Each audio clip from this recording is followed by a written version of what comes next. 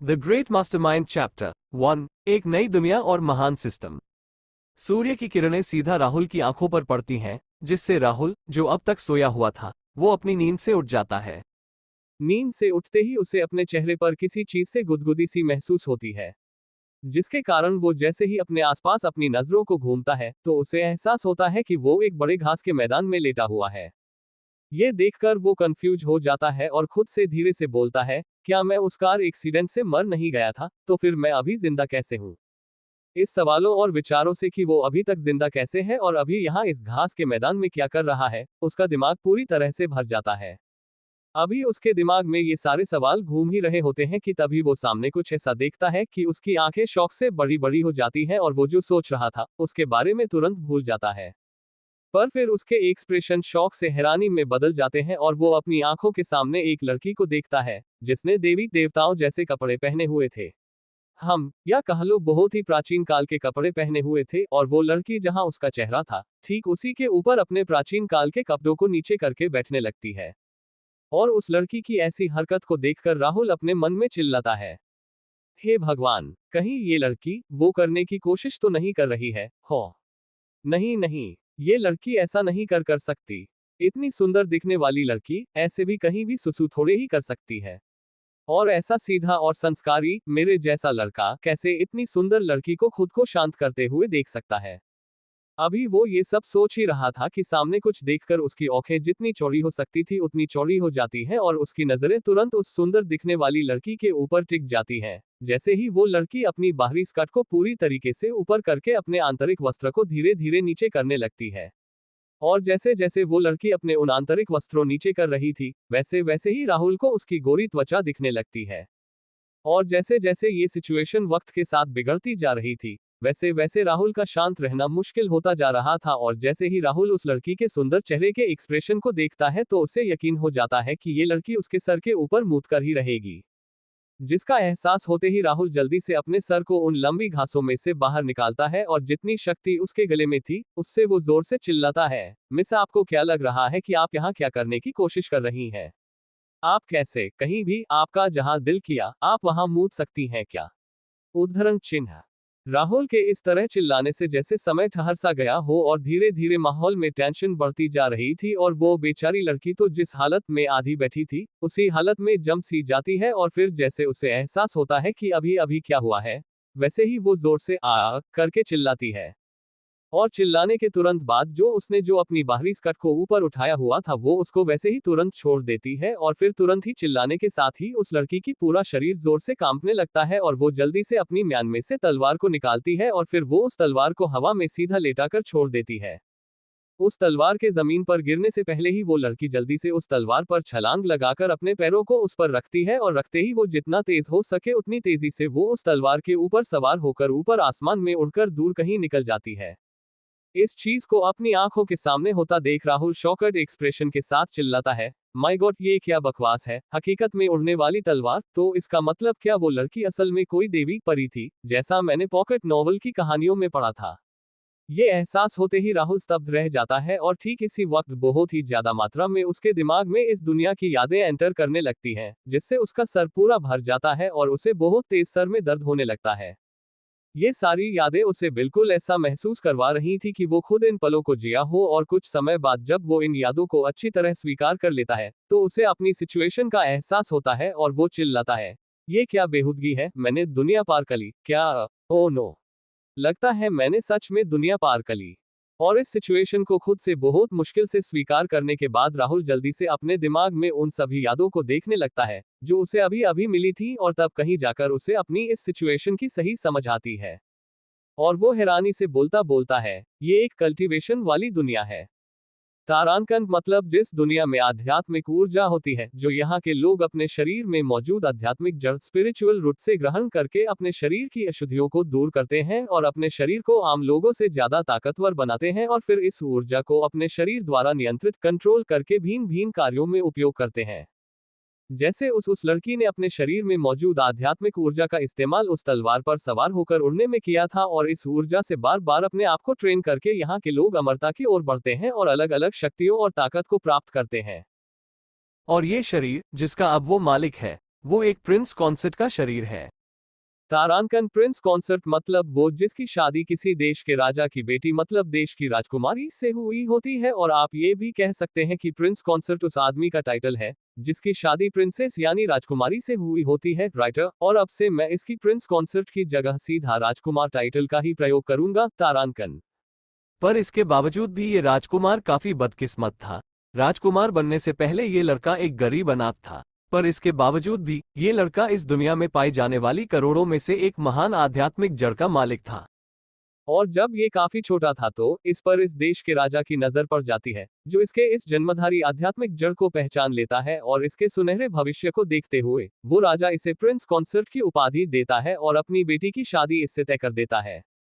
इसके बाद वो राजा इस लड़के को काफी सारे आध्यात्मिक ऊर्जा से भरपूर खजाने देता है, ताकि इससे इस लड़के का कल्टीवेशन में विकास जल्द से जल्द हो पाए, और होता भी यही है। 6 साल के कम समय में ही ये लड़का अपने शरीर के केंद्र में, जहां पूरे शरीर की आध्यात्मिक ऊर्जा इकट्ठी होती है, जिसे ऊर्जा केंद्र टेंशन कहा जाता है, वहां पर एक सुनहरे रंग के कोर का निर्माण करके ये राजकुमार गोल्डन कोर स्टेज पर चला जाता है। तारांकन, पहले तो कोर होता क्या है? कोर असल में वो चीज होता है जिसमें एक कल्टीवेटर अपनी सबसे शुद्ध और सबसे गहरी ऊर्जा को अपने अंदर संभाल के रखता है, और इसे हर कल्टीवेटर को अपने शरीर में बनाने की जरूरत पड़ती है, और ऐसा इसलिए क्योंकि इतनी शुद्ध ऊर्जा को एक कल्टीवेटर अपने ऊर्जा केंद्र में ऐसे ही नहीं संभाल सकता, क्योंकि ये ऊर्जा जितनी ज्यादा शुद्ध होगी उतनी ही ज्यादा वो खतरनाक होगी, जो कल्टीवेटर के शरीर को तुरंत नष्ट कर सकती है। और आप ये भी कह सकते हैं कि कोर एक तरह के सख्त कवच की तरह होता है, जो शुद्ध ऊर्जा को शरीर में लीक होने से रोकता है।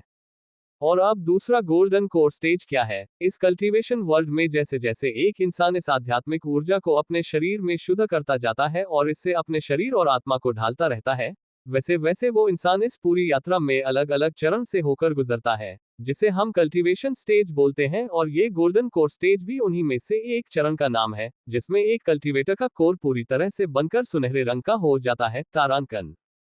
और ठीक उस लड़के के गोल्डन कोर स्टेज पर जाते ही इस देश का राजा अपनी बेटी की शादी इस लड़के से करवा देता है, और शादी के पूरे होते ही ये लड़का यानी राजा का जमाई, जिसे हम अब से राजकुमार कहकर बुलाएंगे, और वो लड़की मतलब राजकुमारी अपने कक्ष में फिर लगातार पूरे 7 दिन और रात एक ही बिस्तर पर बिताते हैं, जिसका नतीजा ये निकल कर आता है कि वो राजकुमारी इस राजकुमार मतलब इस लड़के के गोल्डन कोर को नष्ट करके उसमें मौजूद सारी ऊर्जा को इससे छीनकर खुद ग्रहण करके इसको कमजोर हालत में छोड़ देती है, और यहाँ तक कि इसकी स्पेशल करोड़ों में एक आध्यात्मिक जड़ को भी नहीं छोड़ती और उसका सब कुछ खुद ग्रहण कर लेती है। और ठीक इस तरह इस नए दूल्हे को वो राजकुमारी बिना आध्यात्मिक जड़ और बिना किसी आध्यात्मिक ऊर्जा के अपंग करके छोड़ देती है, और अपंग होने के कारण पूरे राजघराने महल में उसकी कोई भी अहमियत नहीं बचती, जिसके कारण उसे बिना आम जनता की नजर में आए चुपके से राजमहल से बाहर ले जाकर एक सुनसान जगह पर उसे मारकर उसके शरीर को वहीं फेंक दिया जाता है। और फिर इसी शरीर के साथ साथ राजकुमार के साथ क्या हुआ है, इसके सारे सबूत भी हमेशा हमेशा के लिए महल से गायब हो जाते हैं। छी, कितनी शर्म की बात है। इतना कहने के बाद राहुल अपनी पुरानी दुनिया की यादों को इस दुनिया की यादों से अलग करता है और पूरे अफसोस के साथ खुद से बोलता है, क्या यार, मैंने उस दुनिया को टाइम से पहले पार क्यों नहीं किया, जिस वक्त इस शरीर का मालिक उस खूबसूरत राजकुमारी के साथ बिस्तर पर वो पागलपंती वाली एक्सरसाइज को कर रहा था। राइटर, ही आप लोग समझदार हो। उद्धरण चिन्ह कोष्टक।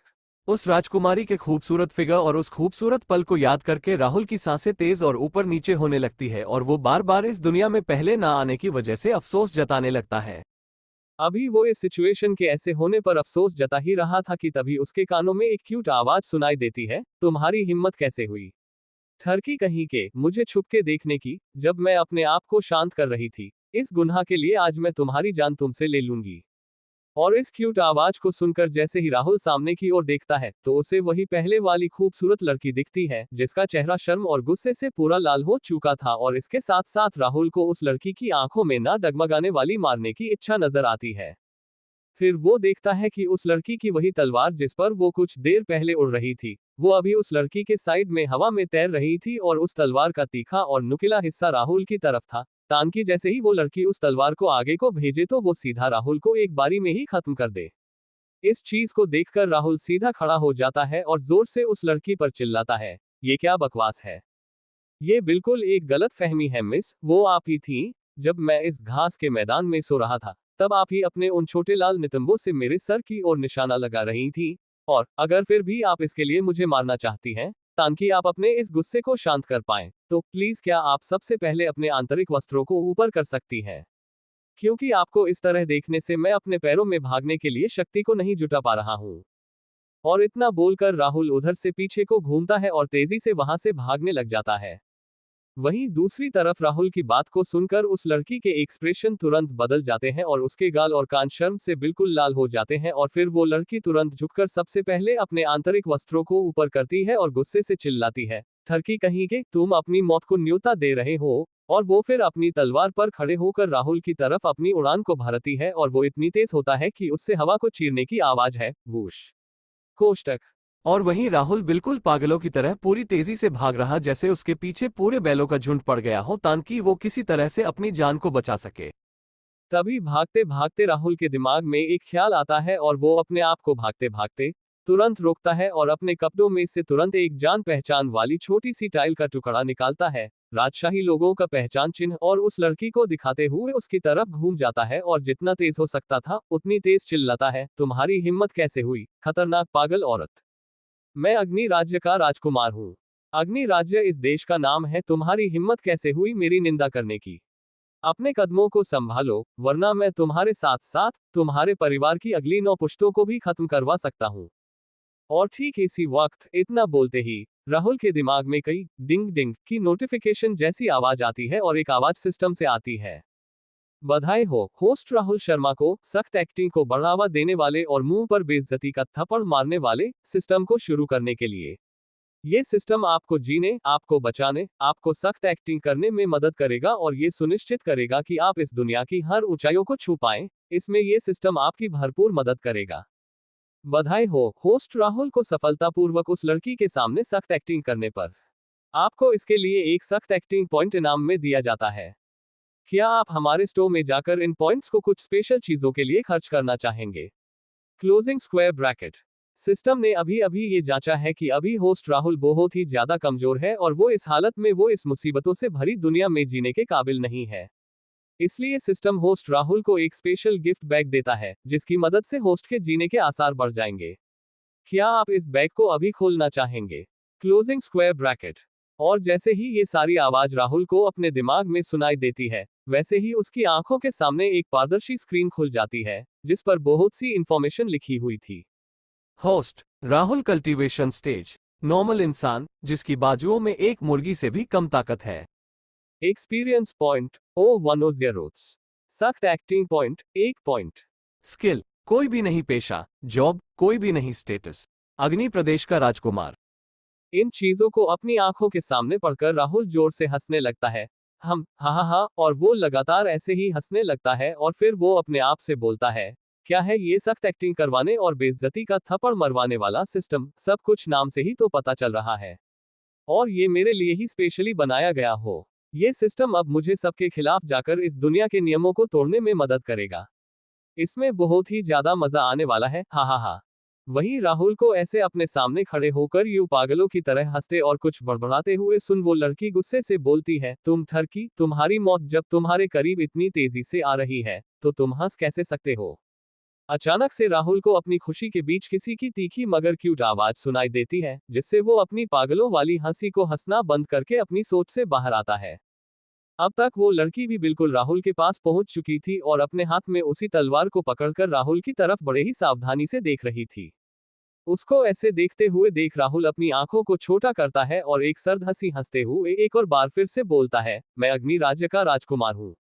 मैं इस राज्य की राजकुमारी को कभी भी अपने एक आदेश पर कहीं पर भी बुला पाने के काबिल हूँ और वैसे तुम भी कुछ कम सुंदर नहीं दिखती हो। ये तो तुम्हारा सौभाग्य है कि इस राजकुमार की नजरें तुम पर पड़ी हैं और सिर्फ इसी खूबसूरती के बलबूते पर तुम मेरे ऊपर मुझे मारने के लिए ऐसे कैसे तलवार तान सकती हो और मुझ पर ऐसे कैसे चिल्ला सकती हो?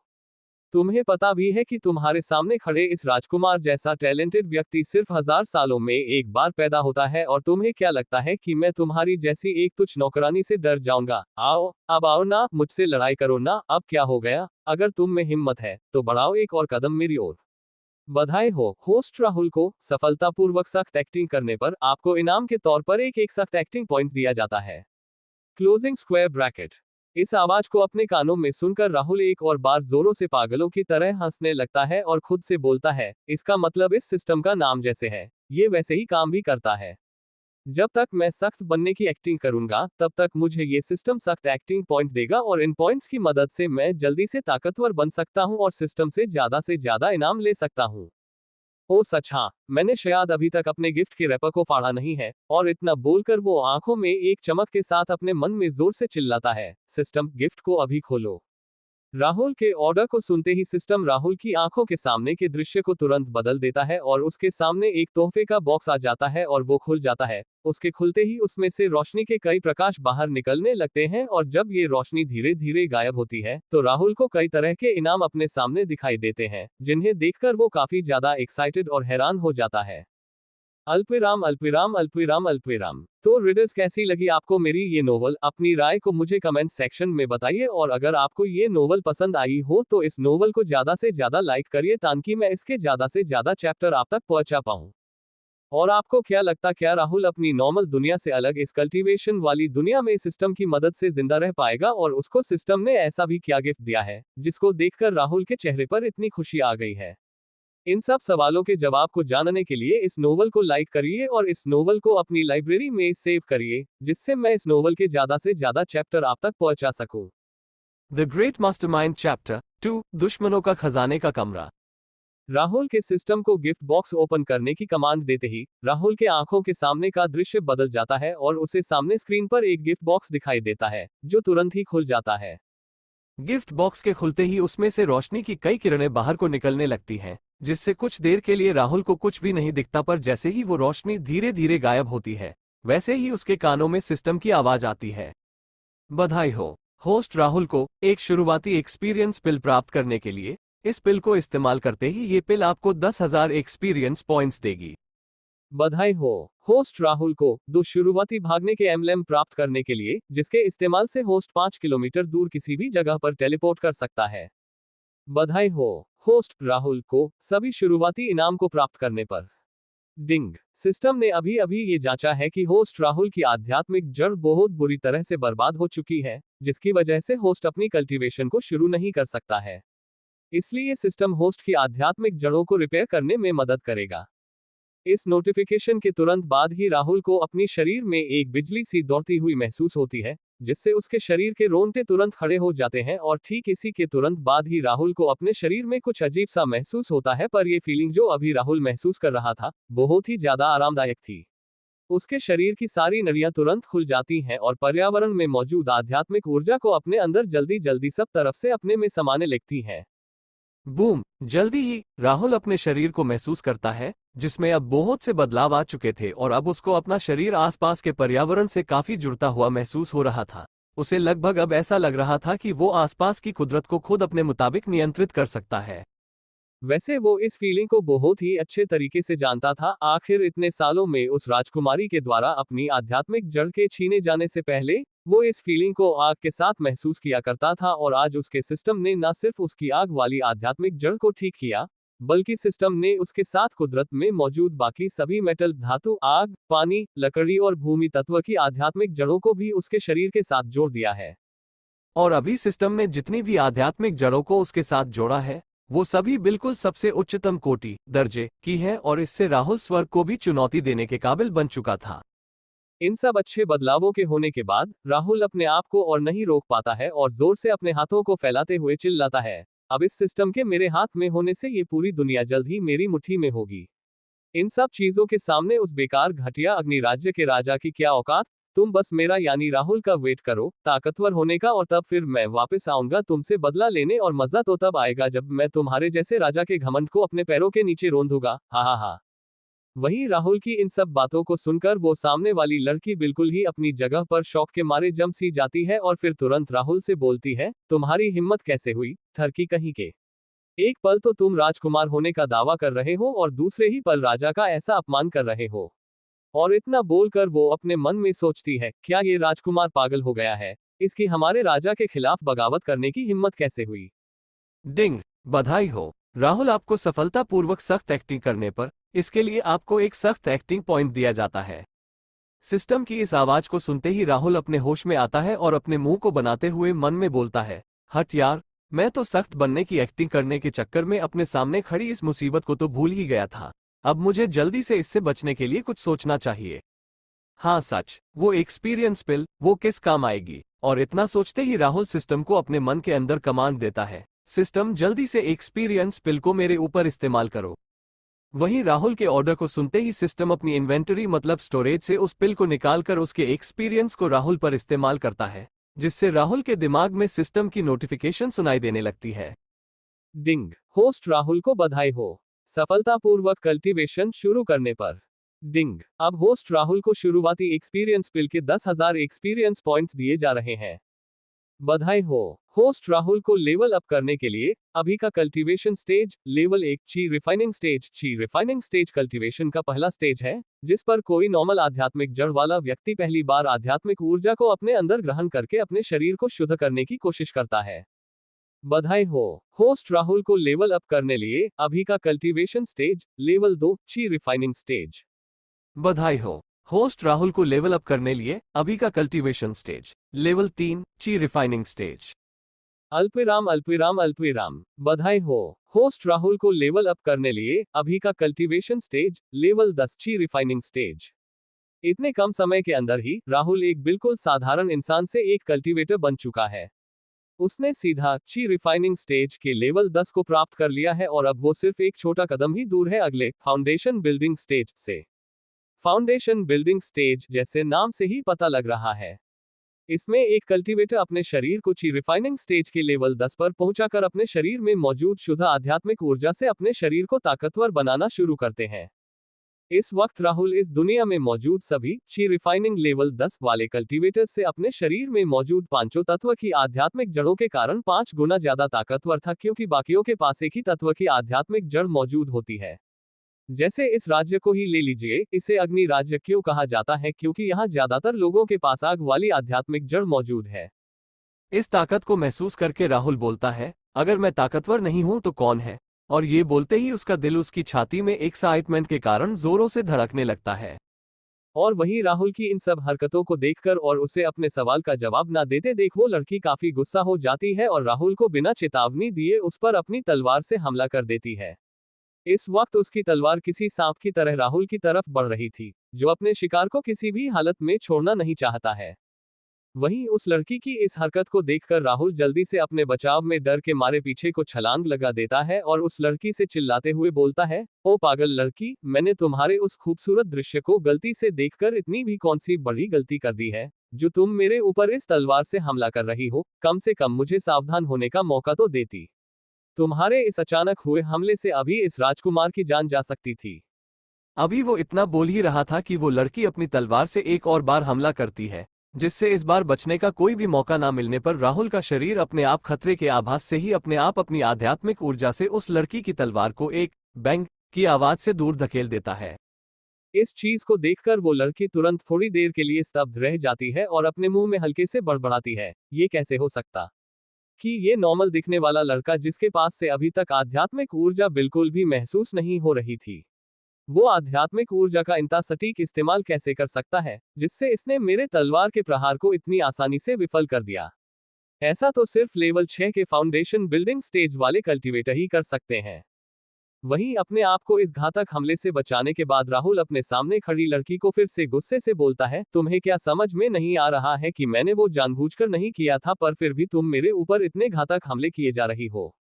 तुम ये मत समझना कि मैं तुम्हारे सुंदर होने की वजह से तुम पर हमला नहीं करूंगा, और वैसे भी जिस चीज को देखने के लिए तुम मुझे मारना चाहती हो, उस चीज को तो मैंने अभी तक ठीक से देखा भी नहीं था, पर अब मैं अच्छे से टाइम लगाकर देखूंगा।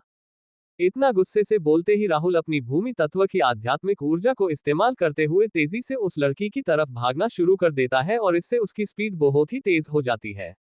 फिर राहुल उसी तेजी के साथ उस लड़की को अपनी पानी की आध्यात्मिक ऊर्जा से चारों तरफ से घेर लेता है, जिससे उस लड़की को संभलने का बिल्कुल भी समय नहीं मिल पाता और वो वहीं उसी पानी के जाल में कैद हो जाती है।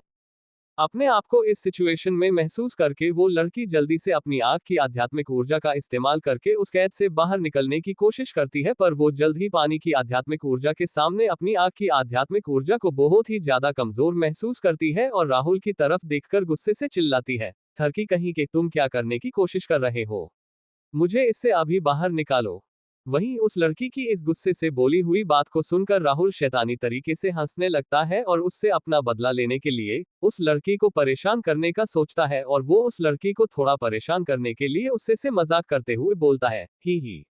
अब जब तुमने मुझे ठरकी बोल ही दिया है तो मैं क्यों ना वैसा ही बनकर दिखाता हूँ। और इतना बोलते ही राहुल उस लड़की को सबक सिखाने के लिए उसकी स्कर्ट की तरफ अपने हाथ को बढ़ाने लगता है। राहुल की इस हरकत को देखकर वो लड़की जोर से चिल्लाती है, तुम ठरकी कहीं के, तुम जो कर रहे हो उसको अभी रोको। और इतना चिल्लाकर वो अपने लाल चेहरे के साथ अपने मन में बोलती है, आज तक मुझे किसी ने भी ऐसे जलील नहीं किया था, वो भी मेरे ही सेक्ट के पहाड़ के नीचे। सेक्ट एक तरह का स्कूल होता है जहां एक बच्चा कल्टीवेशन को सही तरीके से करना सीखता है, और इसमें एक सेक्ट बच्चों की हर तरह से सहायता करता है, जैसे उसको अलग अलग टेक्निक्स और आध्यात्मिक ऊर्जा वाले खजाने प्रदान करना आदि। कोष्टक। उस लड़की के इस चिल्लाने को सुनकर राहुल उस लड़की को और भी छेड़ते हुए बोलता है, अब तुम चिल्ला सकती हो, जितना चिल्लाना है चिल्लाओ, अपने आप को बचाने के लिए, यहाँ कोई भी अब तुम्हें बचाने वाला नहीं आएगा। अभी राहुल ने इतना बोला ही था कि उसे आसमान में अपनी तरफ आते हुए 3 लोग नजर आते हैं, और वो जल्द ही उसके सामने धरती पर किसी टूटते तारे की तरह लैंड करते हैं, और उनके जमीन पर कदम रखते ही राहुल को अपने कानों में 2 तीखी आवाजें सुनाई देती हैं। ओ बेशर्म, तुम ये क्या हरकत कर रहे हो? इसको अभी तुरंत रोको। और इन बातों को अपने सामने खड़े लड़के को बोलते ही वो लोग राहुल के ऊपर अपने कल्टीवेशन स्टेज का जोरदार प्रेशर डालते हैं, जिससे राहुल का चेहरा तुरंत पीला हो जाता है और वो अपने घुटनों के बल गिर जाता है। और जैसे ही वो अपने सर को मुश्किल से उठाकर ऊपर की ओर देखता है तो उसे अपने सामने 3 बूढ़े लोग दिखते हैं, जिनके बाल तो पूरे सफेद थे पर उनके लुक्स बिल्कुल नौजवानों जैसे थे। उन्हीं तीनों में से एक बूढ़ी औरत भी थी, जिसके चेहरे पर इस वक्त काफी ही ज्यादा खतरनाक स्माइल थी, और वो उसी स्माइल के साथ राहुल को खतरनाक तरीके से घूरती है, जिससे राहुल को लगता है कि उसकी जिंदगी अब उसी औरत के हाथ में है। वो अगर चाहे वो मुझे अपनी सिर्फ उंगलियों से ही उसे मच्छर की तरह मसल सकती है। इस फीलिंग को महसूस करके राहुल अपने दांतों को पीसते हुए बोलता है, ये बूढ़े लोग बहुत ही ज्यादा ताकतवर हैं, इनके यहाँ सिर्फ खड़े रहने से ही मैं कुछ भी करने के लायक नहीं बचा हूँ। वहीं राहुल की इस हालत को देखकर और उसे कुछ बड़बड़ाते सुनकर वो बूढ़ी औरत बोलती है, हमारे सेलेस्टियल सेक्ट के पहाड़ के नीचे तुम्हारी ऐसा शर्मनाक काम करने की हिम्मत कैसे हुई? आज मैं तुम जैसे घटिया इंसान का इंसाफ करूंगी। और इतना बोलते ही वो बूढ़ी औरत अपने हाथ में एक आध्यात्मिक ऊर्जा से एक आग के सांप को तैयार करके राहुल की तरफ छोड़ देती है, और जैसे जैसे वो सांप राहुल की तरफ बढ़ रहा था वैसे वैसे ही राहुल को उसकी बढ़ती हुई तपन महसूस होने लगती है। उस सांप को अपनी तरफ ऐसे बढ़ता देख और उसके प्रेशर से राहुल अपने दांतों को भींच लेता है और अपने हाथों में भूमि तत्व को इकट्ठा करते हुए बोलता है, तुम बुढ़िया कहीं की, तुम अपनी उम्र के हिसाब से बहुत ही ज्यादा खतरनाक हो। तुम ऐसे कैसे मुझे बिना चेतावनी दिए अचानक से हमला कर सकती हो? अभी राहुल ने इतना बोला ही था कि वो सांप तुरंत ही राहुल के पास पहुंचकर अपने मुंह को राहुल को अपने अंदर निगलने के लिए खोल देता है, पर इससे पहले कि वो सांप राहुल को निगल पाता, उससे पहले ही राहुल के हाथ में भूमि के आध्यात्मिक तत्व का कवच तैयार हो चुका था, जिसकी मदद से राहुल सीधा उस सांप के मुंह के बीचों बीच भूमि तत्व से युक्त एक जोरदार मुक्का मारता है, और जैसे ही वो मुक्का उस सांप से टकराता है वैसे ही वो सांप 2 भागों में बंटकर खत्म हो जाता है, पर उसकी गर्मी और उस हमले के प्रभाव से राहुल बहुत से कदम पीछे को चला जाता है। उस हमले से अपने आप को बचाने के बाद राहुल एक गहरी सांस लेता है और उन लोगों की तरफ देखकर अपने मन में बोलता है, ये मैंने किन खतरनाक लोगों से पंगा ले लिया है, ये सभी तो बस मुझे मारने के ही पीछे पड़े हुए हैं। और इतना मन में सोचते ही वो ना चाहते हुए भी अपनी जान को बचाने के लिए तुरंत भागना शुरू कर देता है। और जैसे ही वो भागना शुरू करता है वैसे ही वो अपने शरीर और पर्यावरण में मौजूद भूमि तत्व का इस्तेमाल जितनी तेजी से हो सके उतनी तेजी से भागने के लिए करता है। अभी वो तेज भाग ही रहा था कि उसे अपनी पीठ के पीछे एक तपन सी महसूस होती है, जिसके कारण वो जैसे हल्का सा पीछे घूमकर देखता है तो उसे नजर आता है कि उस औरत ने फिर से उसके ऊपर उसी आग वाले सांप से हमला कर दिया है, जो उसकी पीठ के पास पहुंचकर बस उसको निगलने ही वाला है। और इस चीज से बचने का समय न होने कारण राहुल अपनी पीठ पर जितनी मोटी हो सके उतनी मोटी भूमि तत्व की परत को चढ़ाकर अपनी पीठ पर एक कवच सा तैयार कर लेता है, और कवच के ठीक तैयार होते ही वो सांप राहुल की पीठ से जाकर टकरा जाता है। उस सांप के उसकी पीठ से टकराते ही राहुल को बहुत ही ज्यादा जोर का धक्का आगे की ओर लगता है, जिससे वो बहुत ही मुश्किल से अपने आप को गिरने से बचाता है और दोबारा तेजी से अपनी जान के लिए भागना शुरू कर देता है। पर इस वक्त उसे अपनी पीठ पर बहुत ही ज्यादा जलन महसूस हो रही थी, क्योंकि उस सांप के हमले के प्रभाव से तो उसके कवच ने उसकी रक्षा कर ली थी, पर आग की तपन ने उसकी पीठ को फिर भी काफी जलाया था, और इस चीज को महसूस करके उसका चेहरा पीला पड़ जाता है। वहीं उस लड़के को दोनों सांपों के हमले से जिंदा बचते देख तीनों बूढ़े लोग काफी हैरान और शौक रह जाते हैं और बोलते हैं, ये कैसे संभव है? एक लेवल 10 ची रिफाइनिंग स्टेज वाले इंसान के लिए इतने खतरनाक हमले से जिंदा बचना, ये असंभव है। तभी ये बोलते ही उस बुढ़िया को जैसे कुछ एहसास होता है, जिससे वो अपनी नाक को सिकोड़ते हुए बोलती है, मुझे अभी अभी एहसास हुआ है कि उस लड़के ने मेरे प्रहार से बचने के लिए भूमि तत्व का प्रयोग किया है और यही कारण है कि वो जिंदा बच पाया है, वरना उसके जैसे के लिए इस प्रहार से बचना असंभव था। और मुझे तो लगता है कि वो भूमि प्रदेश का एक जासूस है, जो हमारे अग्नि राज्य में जासूसी करने आया था। अभी उस औरत ने इतना बोला ही था कि वो लड़की जिसे राहुल ने पानी तत्व का प्रयोग करके पकड़ा था, वो तुरंत बोलती है, आचार्य रुकिए जरा, वो लड़का अभी इस राज्य का राजकुमार जमाई होने का दावा कर रहा था और इस तथ्य को साबित करने के लिए उसके पास राजचिन्ह भी है। और वो लड़की ये बात जितना तेजी से हो सकता था उतनी तेजी के साथ बोलती है, क्योंकि उसे पता था कि अगर उसकी आचार्य ने इस राजकुमार को मार दिया तो राजमहल के लोग इस चीज का फायदा उठाकर उनके सेलेस्टियल सेक्ट पर हमला कर देंगे। अपने स्टूडेंट की इस बात को सुनकर पहले तो उस औरत के चेहरे पर कंफ्यूजन के भाव आ जाते हैं, पर जल्द ही उस कंफ्यूजन की जगह प्यार और दुलार के भाव आ जाते हैं और वो अपनी विद्यार्थी के सर पर प्यार से हाथ रखकर सहलाते हुए बोलती है, ये और राजकुमार हो ही नहीं सकता, क्योंकि हमारे देश के राजकुमार के पास तो करोड़ों में पाए जाने वाली एक बहुत ही अनमोल आग वाली आध्यात्मिक जड़ है, जिसकी कुशलता के चलते हमारे राजकुमार ने 18 साल की कम उम्र में ही गोल्डन कोर स्टेज को प्राप्त कर लिया था और उसके सामने इस घटिया लड़के की कोई भी औकात नहीं है, जो सिर्फ ची रिफाइनिंग के 10वें लेवल पर ही है। रेखा, तुम इससे पहले कभी भी हमारे सेक्ट से बाहर नहीं गई हो, तुम्हें दुनियादारी का कोई भी अनुभव नहीं है। वो लड़का तुम्हें झूठ बोलकर बेवकूफ बना गया है, इसलिए हमेशा याद रखना, तुम्हें ऐसे किसी भी इंसान पर भरोसा नहीं करना चाहिए जिसकी जुबान उस लड़के जैसी पूरी झूठ से भरी हुई हो। अपनी आचार्य की इस बात और तर्क को सुनकर रेखा गुस्से से अपने हाथ को हवा में हिलाते हुए बोलती है, अच्छा तो वो झूठा था, उसने मुझे बेवकूफ बनाया, छी। उद्धरण चिन्ह। वहीं अपनी विद्यार्थी को इतने गुस्से में देखकर वो औरत थोड़ी देर के कुछ सोचती है और फिर कुछ ठानकर वो अपने हाथ को हवा में हिलाती है और उसके हाथ में तुरंत ही एक रस्सी प्रकट हो जाती है, जिसका रंग पूरा सुनहरा था।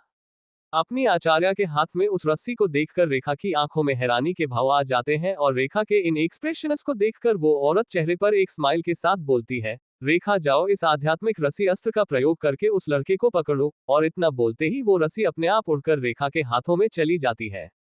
अपने हाथों में अपने आचार्य के इतने कीमती अस्त्र को देखकर रेखा हैरान हो जाती है और वो अपने मन में सोचती है, उस लड़के को पकड़ने के लिए अगर इस रस्सी अस्त्र का प्रयोग मेरी जगह आचार्य करेगी तो वो उस लड़के को आसानी से पकड़ लेंगी, तो फिर ये उन्होंने मुझे क्यों दे दी उस लड़के को पकड़ने के लिए? पर फिर उसे इस सवाल का जवाब खुद ही मिल जाता है और वो समझ के साथ मन में बोलती है, ओह तो ये बात है, अगर मेरी मास्टर इस चीज का प्रयोग करेगी तो इससे उनकी ही इंसल्ट होगी कि एक कमजोर कल्टीवेटर को पकड़ने के लिए सेलेस्टियल सेक्ट के एक टीचर ने अपनी पावर का इस्तेमाल किया। ये तो ताकतवर का कमजोर पर सेलेस्टियल सेक्ट वालों का अत्याचार है और ये सब मेरी मास्टर के स्टेटस के लिए ठीक नहीं रहेगा। और इतना समझ आते ही रेखा राहुल की तरफ उस रस्सी को लेकर घूमती है और उसकी तरफ अपनी तलवार पर बढ़ते हुए बोलती है, तुम ठरकी कहीं के, अभी अपने हाथों को ऊपर करके सरेंडर कर दो। और रेखा की इस बात को सुनकर राहुल का मुंह बन जाता है और वो भागते हुए ही खुद से बोलता है, तुमने ठरकी तो मुझे मान ही लिया है और अब सरेंडर करने को बोल रही हो, और अगर मैंने सरेंडर कर भी दिया तो सिर्फ मौत ही मेरा इंतजार कर रही होगी। और ये एहसास होते ही वो अपनी आंखों को गोल घुमाता है और जोर से उस लड़की की तरफ देखकर चिल्लाता है, मैं अग्नि देश का राजकुमार हूँ। क्या तुम सच में मुझे उस टूटी हुई रस्सी से मुझे पकड़ना चाहते हो? तुम सच में मुझे बहुत कम आंक रही हो। अगर तुम में हिम्मत है आगे के परिणामों को झेलने की तो आओ कोशिश कर लो उस टूटी हुई रस्सी से मुझे पकड़ने की। मैं यहीं पर हूँ। वहीं जब राहुल की बात रेखा और उसके पीछे खड़े तीनों लोग सुनते हैं तो उनके मुंह बन जाते हैं और वो लगभग राहुल को धुतकारते हुए अपने मन में बोलते हैं, टूटी हुई रस्सी, ही तुम अज्ञानी लड़के, तुम्हें क्या पता कि ये कितना ताकतवर आध्यात्मिक हथियार है जिसे हमारे सेक्ट के लीडर ने खुद ही बनाया है, और तुम इसे टूटा हुआ बोलने की हिम्मत कर रहे हो। इसका भुगतान तुम्हें जल्द ही करना पड़ेगा। डिंग। होस्ट राहुल सख्त बनने की एक्टिंग करने में विफल रहे, कोई भी सख्त एक्टिंग पॉइंट प्राप्त नहीं हुआ। और जैसे ही ये बात राहुल अपने दिमाग के अंदर सुनता है तो वो तुरंत अफसोस के साथ बोलता है, क्या शिट, मैं सख्त एक्टिंग करने में विफल रहा। मुझे सही से एक्टिंग करने के लिए अभी बहुत कुछ सीखना है। अभी वो अफसोस जता ही रहा था कि वो औरत तुरंत ही एक मौके को देखते हुए रेखा को तुरंत राहुल के आगे जाने को बोलती है, जिसको सुनकर रेखा तुरंत अपनी स्पीड को बढ़ाकर राहुल के सामने आ जाती है और उसे भागने से रोक देती है। वहीं अपने भागने के सभी रास्तों को बंद होता देख राहुल अपने मन में सिस्टम को टेलीपोर्ट एम्ब्लेम रेडी करने को कह देता है और उस औरत की तरफ देखकर ऊंची आवाज में थोड़ा चिढ़ाने वाले अंदाज में बोलता है, ओ बुढ़िया, तुम ऐसे क्यों जूनियर्स के मामले में दखल अंदाजी कर रही हो? इस उम्र में जब तुम्हारा एक पैर पहले ही कब्र में है तो तुम्हें शांति से जाकर बिस्तर पर आराम करना चाहिए, न कि ऐसे जूनियर्स के मामले में टांग अड़ानी चाहिए। ओ सच कहीं तुम्हें ये पहले से तो नहीं पता था कि तुम्हारी विद्यार्थी बाहर तुम्हारे बिना कुछ भी नहीं कर पाएगी, इसलिए तुम उसके पीछे ही आई थी, उसे मार खाने से बचाने के लिए। हा हा हा, क्या तुम्हें अपनी स्टूडेंट पर भी विश्वास नहीं था? कैसे पढ़ाती हो? हा हा हा। वहीं जब ये बात रेखा सुनती है तो वो अपने हाथ की रस्सी को अपनी आध्यात्मिक ऊर्जा का इस्तेमाल करके तुरंत राहुल की दिशा में फेंकती है और गुस्से से बोलती है, तुम्हारी हिम्मत कैसे हुई मेरी अध्यापिका के बारे में ऐसा बोलने की? इसकी सजा तो मैं दूंगी तुम्हें, जो बहुत ही ज्यादा बुरी होने वाली है।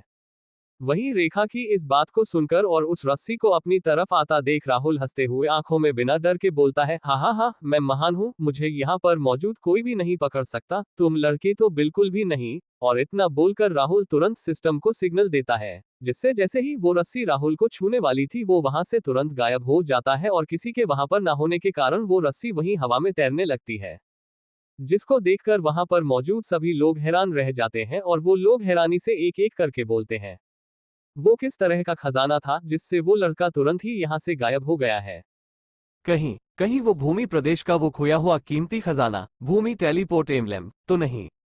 जिसके जवाब में वो औरत तुरंत हवा में आगे की दिशा में उड़ते हुए बोलती है, जल्दी से सेक्ट के विद्यार्थियों और रक्षकों को भेजो उस लड़के की खोज में, वो ज्यादा दूर नहीं गया होगा, हमें उस लड़के से वो कीमती खजाना किसी भी हालत में लेना होगा, हम उस लड़के के पास उस इतने कीमती खजाने को रहने नहीं दे सकते। और इतना बोलकर वो खुद उस लड़के को खोजने के लिए निकल जाती है और इस वक्त उसकी आंखों में लालच साफ साफ देखा जा सकता था। अल्पविराम अल्पविराम अल्पविराम अल्पविराम। वहीं ठीक इस समय राहुल किसी जगह जमीन पर एक रोशनी के साथ सही सलामत लैंड करता है और अपने आप को एक सेफ जगह पर मौजूद पाता है और तभी उसे दूर आसमान में वही लोग उसे ढूंढने के लिए इधर उधर जाते हुए नजर आते हैं, जिसे देखकर राहुल हंसते हुए बोलता है, हा हा हा, तुम ढूंढते रहो मुझे पर मैं तुम्हें कहीं भी नहीं मिलूंगा। अभी वो दिल खोल के उनका मजाक उड़ाते हुए हंस ही रहा था कि उसके दिमाग में सिस्टम की आवाज आती है, बधाई हो होस्ट राहुल को सफलतापूर्वक सख्त एक्टिंग करने के लिए। इसके इनाम के तौर पर आपको एक सख्त एक्टिंग पॉइंट मिलता है। बधाई हो होस्ट राहुल को सफलतापूर्वक सख्त एक्टिंग करने और फिर वहां से सेफली भाग जाने के लिए। इस चीज के इनाम के तौर पर आपको 10 सख्त एक्टिंग पॉइंट दिए जाते हैं।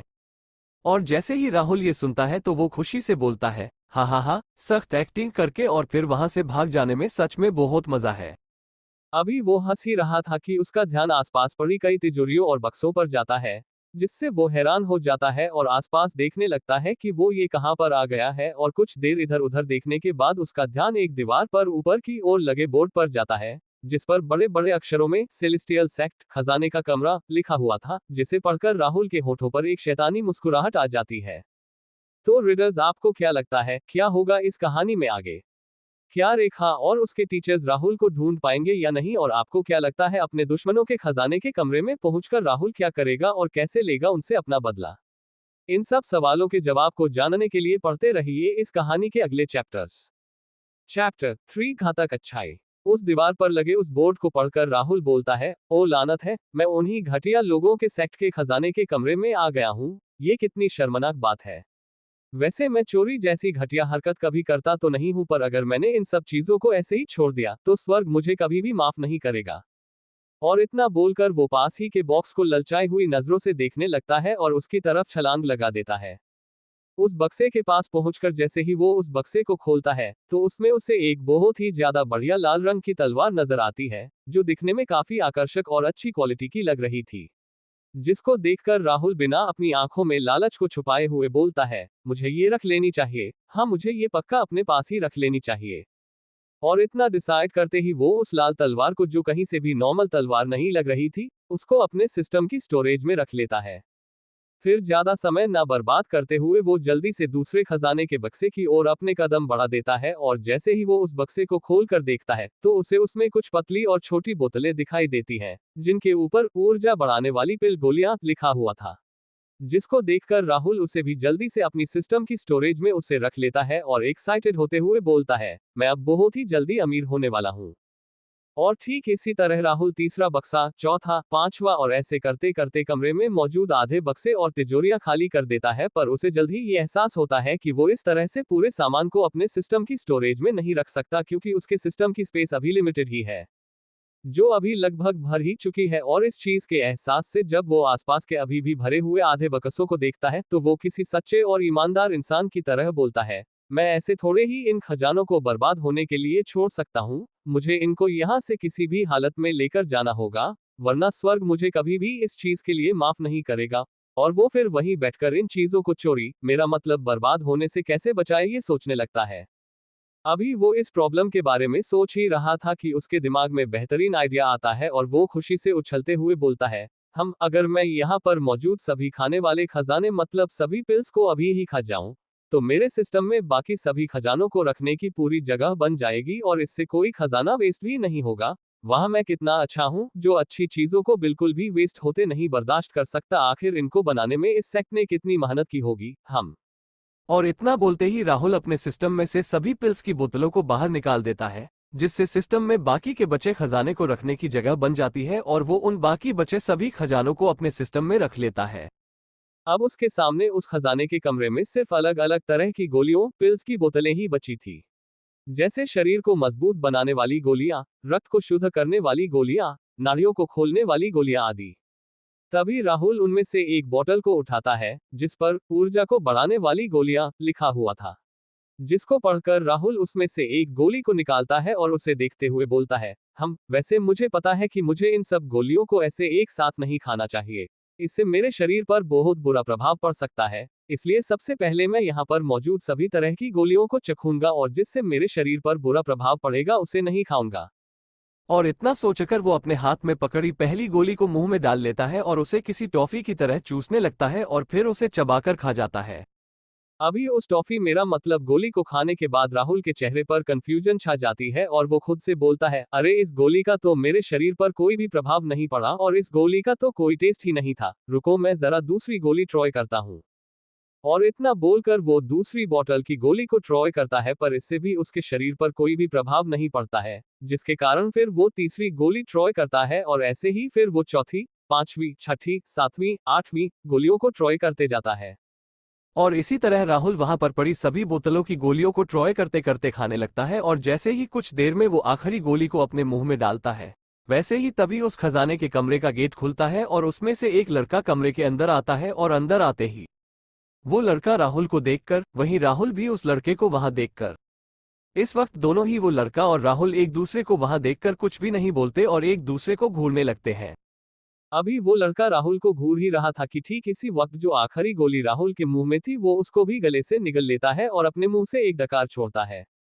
राहुल के मुंह से इस आवाज को सुनकर उस लड़के का मुंह बन जाता है।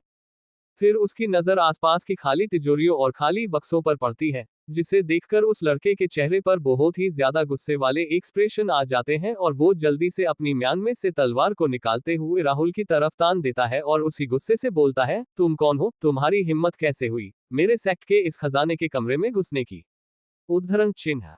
वहीं जब राहुल उस लड़के की बात को सुनता है और उसे अपने ऊपर तलवार तानते हुए देखता है, तो राहुल सीधा सिस्टम को आखिरी बचे हुए टेलीपोर्ट टोकन को तैयार करने के लिए बोल देता है और उस लड़के की तरफ देखकर हंसते हुए बोलता है, हा, वाह क्या बात है, तुम्हें अगर मेरा नाम भी नहीं पता है तो तुम्हारी मुझ पर तलवार तानने की हिम्मत कैसे हुई। तुम्हें पता है मुझे जिंदगी में सबसे ज्यादा नफरत किस चीज से है, जब कोई मेरे चेहरे के सामने गन को, मेरा मतलब तलवार को तानता है। ये मुझे बिल्कुल भी पसंद नहीं है। बधाई हो होस्ट राहुल को सफलतापूर्वक सख्त एक्टिंग करने के लिए। इसके लिए आपको एक सख्त एक्टिंग पॉइंट इनाम में दिया जाता है। राहुल की बात को सुनकर वो लड़का जैसे था वैसे ही ठहर जाता है और कंफ्यूज होते हुए बोलता है, पर मैंने तो तुम्हारे चेहरे के सामने तलवार को ताना ही नहीं है। पर तभी उस लड़के को एहसास होता है कि उसने अभी क्या बकवास बात बोली है, जिससे वो और भी गुस्सा हो जाता है और राहुल से बोलता है, तुम ये बकवास करना बंद करो और ये बताओ कि तुम्हारी हिम्मत कैसे हुई यहाँ इस कमरे में आने की, यहाँ पर कदम रखकर तुमने अपनी मौत को न्योता दिया है। और आखिरी बात को बोलते ही वो लड़का अपनी तलवार को आध्यात्मिक ऊर्जा से तैयार करके राहुल की तरफ उस तलवार से हमला कर देता है, जिससे राहुल को उसकी तलवार से बिल्कुल जलती हुई तपन सी महसूस होने लगती है, जिसके एहसास से राहुल अपने दांतों को भींचते हुए अपने मन में सोचता है, ये लड़का सच में बिल्कुल भी दयालु नहीं है और इसकी ताकत तो उस लड़की से भी ज्यादा है। ये लड़का कम से कम फाउंडेशन बिल्डिंग स्टेज पर तो होगा ही, और क्या इस दुनिया के सभी कल्टीवेटर्स इतने ही गुस्से वाले होते हैं? जब देखो बात बात पर हमला करना शुरू कर देते हैं, और हमला भी सीधा बिना चेतावनी दिए जान लेने के लिए करते हैं। और इतना बोलकर राहुल इस हमले से खुद को बचाने के लिए जैसे ही अपने शरीर में मौजूद ऊर्जा का इस्तेमाल करने लगता है, वैसे ही तभी उसे कुछ सही नहीं लगता है और वो महसूस करता है कि उसके शरीर में मौजूद ऊर्जा जल्दी जल्दी बढ़ती ही जा रही है और उसके शरीर में उथल पुथल करने लग गई है, जिससे उसके शरीर में मौजूद सभी नाड़ियां धीरे धीरे बढ़ती ऊर्जा के साथ फूलने लगती है, जिससे उसे बहुत तेज दर्द होने लगता है और वो जोर से आ चिल्लाता है। और फिर उस दर्द को अनुभव करते हुए वो जोर से बोलता है, ये मेरे साथ क्या हो रहा है? मैंने ऐसा भी क्या कर दिया है जिससे मुझे ये भुगतना पड़ रहा? अभी उसने अपनी बात को खत्म भी नहीं किया था कि उसे तुरंत अभी कुछ देर पहले अपने द्वारा खाई गई उन सभी गोलियों का याद आ जाती है, जिसे याद करके वो अपने मन में बोलता है, अगर चीजें इस तरह से ही चलती रही तो मैं खत्म हो जाऊंगा। असल में ऐसा इसलिए हो रहा है क्योंकि जब राहुल इन गोलियों को एक एक करके पहले खा रहा था तो उसको उस वक्त एक एक गोली को खाते वक्त उस गोली की ऊर्जा और लाभों को अपने शरीर के अंदर सोखने के लिए अपने शरीर में ऊर्जा का संचार करना था, जो उसने किया नहीं। पर अब जब उसने हमला करने के लिए ऊर्जा का संचार किया तो सभी गोलियों की ऊर्जा एक साथ उत्पन्न होकर ये खतरनाक सिचुएशन क्रिएट कर रही थी। वहीं जब वो लड़का राहुल को ऐसे चिल्लाते हुए देखता है तो वो लड़का तुरंत सावधान हो जाता है और राहुल से चिल्लाते हुए गुस्से से बोलता है, तुम इस तरह चिल्लाकर कौन सी चाल चलने की कोशिश कर रहे हो? तुम्हारी इस चाल में मैं फंसने वाला नहीं हूँ।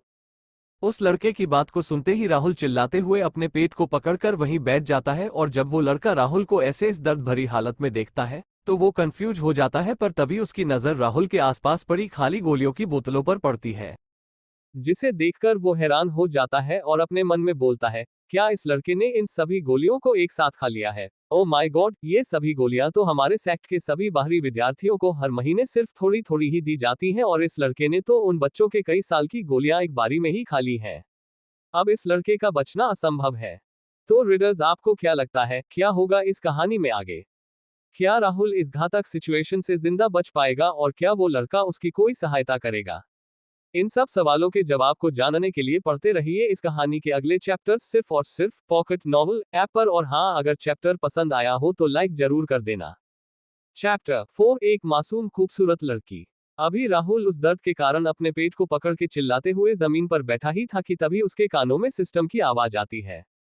डिंग। सिस्टम ने अभी ये डिटेक्ट किया है कि होस्ट राहुल की बॉडी में आध्यात्मिक ऊर्जा की मात्रा बहुत ही ज्यादा बढ़ गई है और लगातार बढ़ते ही जा रही है, जिससे होस्ट की बॉडी को बहुत ही ज्यादा नुकसान पहुंच रहा है।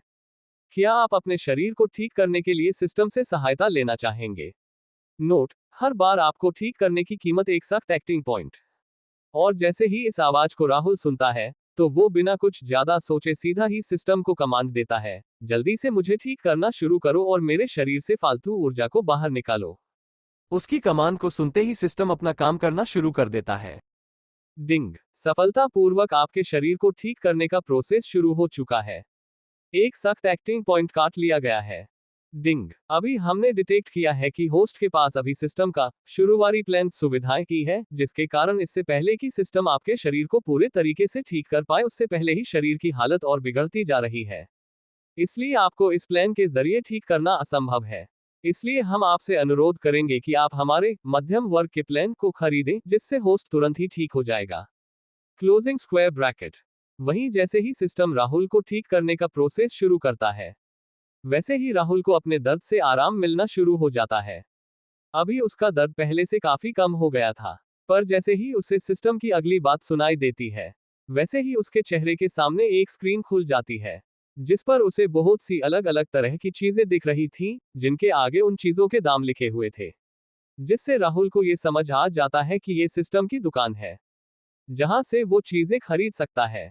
और जैसे ही वो उन चीजों को देखता है तो उसे वहां पर कई तरह की चीजें दिखती हैं, जैसे आध्यात्मिक ऊर्जा से युक्त शस्त्र, गोलियां, स्किल्स आदि, और इनमें से काफी ऐसी चीजें भी थीं जिन्हें राहुल पहली बार देख रहा था। और फिर जैसे ही उसकी नजर सिस्टम द्वारा सुझाए मध्यम वर्ग के प्लान पर पड़ती है तो सबसे पहले वो उसका प्राइस चेक करता है। जिसे देखते ही उसे खून की उल्टी करने का दिल कर रहा था और वो अपने दिमाग में चिल्लाते हुए बोलता है, मध्यम लेवल की सुविधाओं को खरीदने के लिए 100 सख्त एक्टिंग पॉइंट्स की जरूरत है। ये क्या बकवास है, ऐसा क्यों नहीं करते कि तुम मुझे सीधा सीधा लूट ही लो। मैं आज सुबह से इतनी मेहनत कर रहा हूँ सख्त एक्टिंग करने में, पर फिर भी मैं इस मध्यम लेवल की सुविधाओं को भी नहीं खरीद सकता। वहीं जब सामने खड़ा वो लड़का जिग्नेश राहुल को अपने आप में ही बड़बड़ाते हुए देखता है, तो उसकी आंखों की एक भौं शक से ऊपर को उठ जाती है और जैसे ही वो राहुल से कुछ बोलने वाला था, वैसे ही वो राहुल के मुंह से एक और जोरदार चीख को सुनता है, आ। और उस चिल्लाने की आवाज को सुनकर जिग्नेश को ये विश्वास हो जाता है कि राहुल सच में दर्द में है, न कि उससे बचने के लिए एक्टिंग कर रहा है। और ऐसी चीख राहुल ने इसलिए मारी थी क्योंकि उसकी ठीक होने की स्पीड से शरीर के खराब होने की स्पीड ज्यादा तेज हो गई थी, जिससे उसका दर्द दोबारा अचानक से बढ़ जाता है। वहीं राहुल की इस चीख को सुनकर वो लड़का अपनी तलवार पर अपनी पकड़ को कस लेता है और एक अफसोस भरी सांस छोड़ते हुए राहुल से बोलता है, अब जब तुम इतने दर्द में हो ही तो क्यों ना मैं तुम्हें तुम्हारे इस दर्द से छुटकारा दे दूं। वहीं जब राहुल जिग्नेश की इस हरकत को देखता है और उसकी इस बात को सुनता है, तो उसका मुंह बन जाता है और वो अपने शरीर में बची हिम्मत को जुटाकर उस लड़के से अपने दांतों को पीसते हुए बोलता है, तुम मुझे नजरअंदाज करो बड़े भाई। इस दुनिया में जो भी आया है उसको मरना तो है ही, और मैं अभी मर रहा हूं, और जिस तरीके का चोरी जैसा घटिया काम मैंने किया है उससे मुझे पक्का नर्क ही नसीब होगा। मैं सच में बहुत बुरा हूं। और उन शब्दों के राहुल के मुंह से निकलते ही राहुल अपनी जगह से बिना किसी सबूत को छोड़े गायब हो जाता है। वहीं उसके उन आखिरी शब्दों को बोलते ही राहुल अपनी जगह से ऐसे गायब हो जाता है कि जैसे वो सच में बहुत बुरे तरीके से मर गया हो, जिसकी वजह से अब वहां उसका शरीर छोड़ो आत्मा तक नहीं बची थी। जैसे उसका सब कुछ इतनी बुरे तरीके से खत्म हो गया था। वहीं जब जिग्नेश अपने सामने इस चीज को होते हुए देखता है तो उसका मुंह खुल्ला का खुल्ला रह जाता है, और वो मुंह इतना ज्यादा खुल चुका था कि बस जमीन पर टच होना बाकी था। बेचारा इतना ज्यादा हैरान हो चुका था। फिर कुछ समय के बाद वो इस घटना से किसी तरह अपने आप को संभालता है और एक गहरी सांस छोड़ते हुए वो दुखी मन से और अफसोस के साथ बोलता है, वो लड़का इतना भी बुरा नहीं था, उसके साथ सच में बहुत गलत हुआ। उसने कोई इतना बड़ा भी जुर्म नहीं किया था कि भगवान को उसको ऐसी सजा देनी पड़ी। भगवान उसकी आत्मा को शांति दे।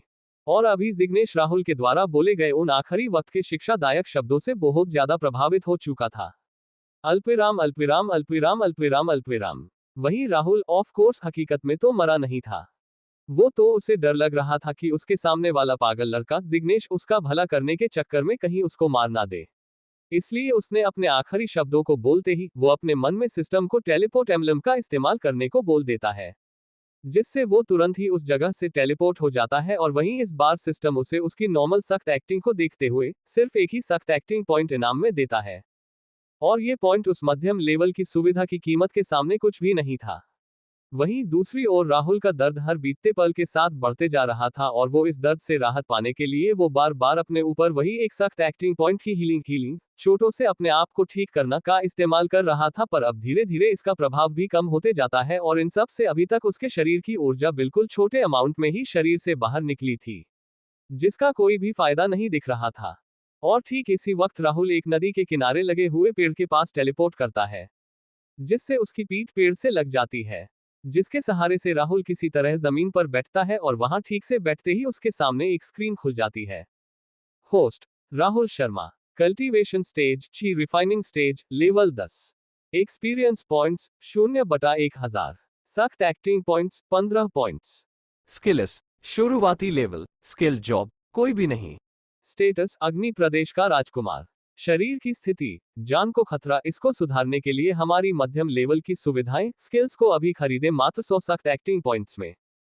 सिस्टम के इन आखिरी शब्दों को पढ़ के राहुल का मुंह बन जाता है और वो बोलता है, तुम तो मुझे ऐसे बता रहे हो कि मुझे पता ही नहीं है कि मेरी जान खतरे में है, और ये तुम मुझे उन सेल्स वाले लोगों की तरह क्यों लग रहे हो जो अपने प्रोडक्ट्स को बेचने का कोई भी मौका नहीं छोड़ते।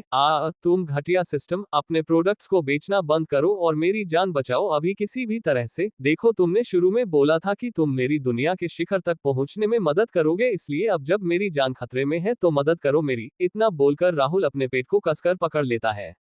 वहीं राहुल की कमांड को सुनकर सिस्टम बोलता है, डिंग। सिस्टम ने डिटेक्ट किया है कि अभी होस्ट राहुल एक्टिंग पॉइंट्स के मामले में बहुत ही गरीब है, जिसकी वजह से वो मध्यम लेवल की सुविधाओं को नहीं खरीद सकता है। इसलिए अब सिस्टम होस्ट की जान को बचाने के लिए दूसरा तरीका ढूंढ रहा है। अभी एक नया तरीका मिला। वहीं पहले तो सिस्टम के द्वारा उसको गरीब कहे जाने पर राहुल को ऐसा लगता है कि कोई उसके दिल पर तीर से प्रहार कर रहा है, पर फिर जैसे राहुल को एक नए तरीके वाली बात सुनाई देती है तो वो खुश हो जाता है। पर इससे पहले कि राहुल सिस्टम की पूरी बात को सुन पाता, उसकी आंखों के सामने अंधेरा छा जाता है और वो वहीं बेहोश हो जाता है। वहीं जब राहुल के बेहोश होने को सिस्टम डिटेक्ट करता है तो वो खुद ही अपनी दुकान में से एक चीज को खरीद लेता है और अपनी हीलिंग को इस्तेमाल करके राहुल को होश में लाने लगता है। उससे राहुल को होश आ जाता है, जिसे डिटेक्ट करते ही सिस्टम बोलता है, डिंग। होस्ट की जान को बचाने के लिए सिस्टम ने 10 सख्त एक्टिंग पॉइंट्स को खर्च करके नाड़ियों का संहार मैनुअल को खरीदा है और ये एक लौता रास्ता है होस्ट की जान को बचाने के लिए। क्या आप इस मैनुअल का इस्तेमाल करना चाहेंगे? Closing square bracket. सिस्टम के इतना बोलते ही राहुल के सामने एक स्क्रीन खुल जाती है।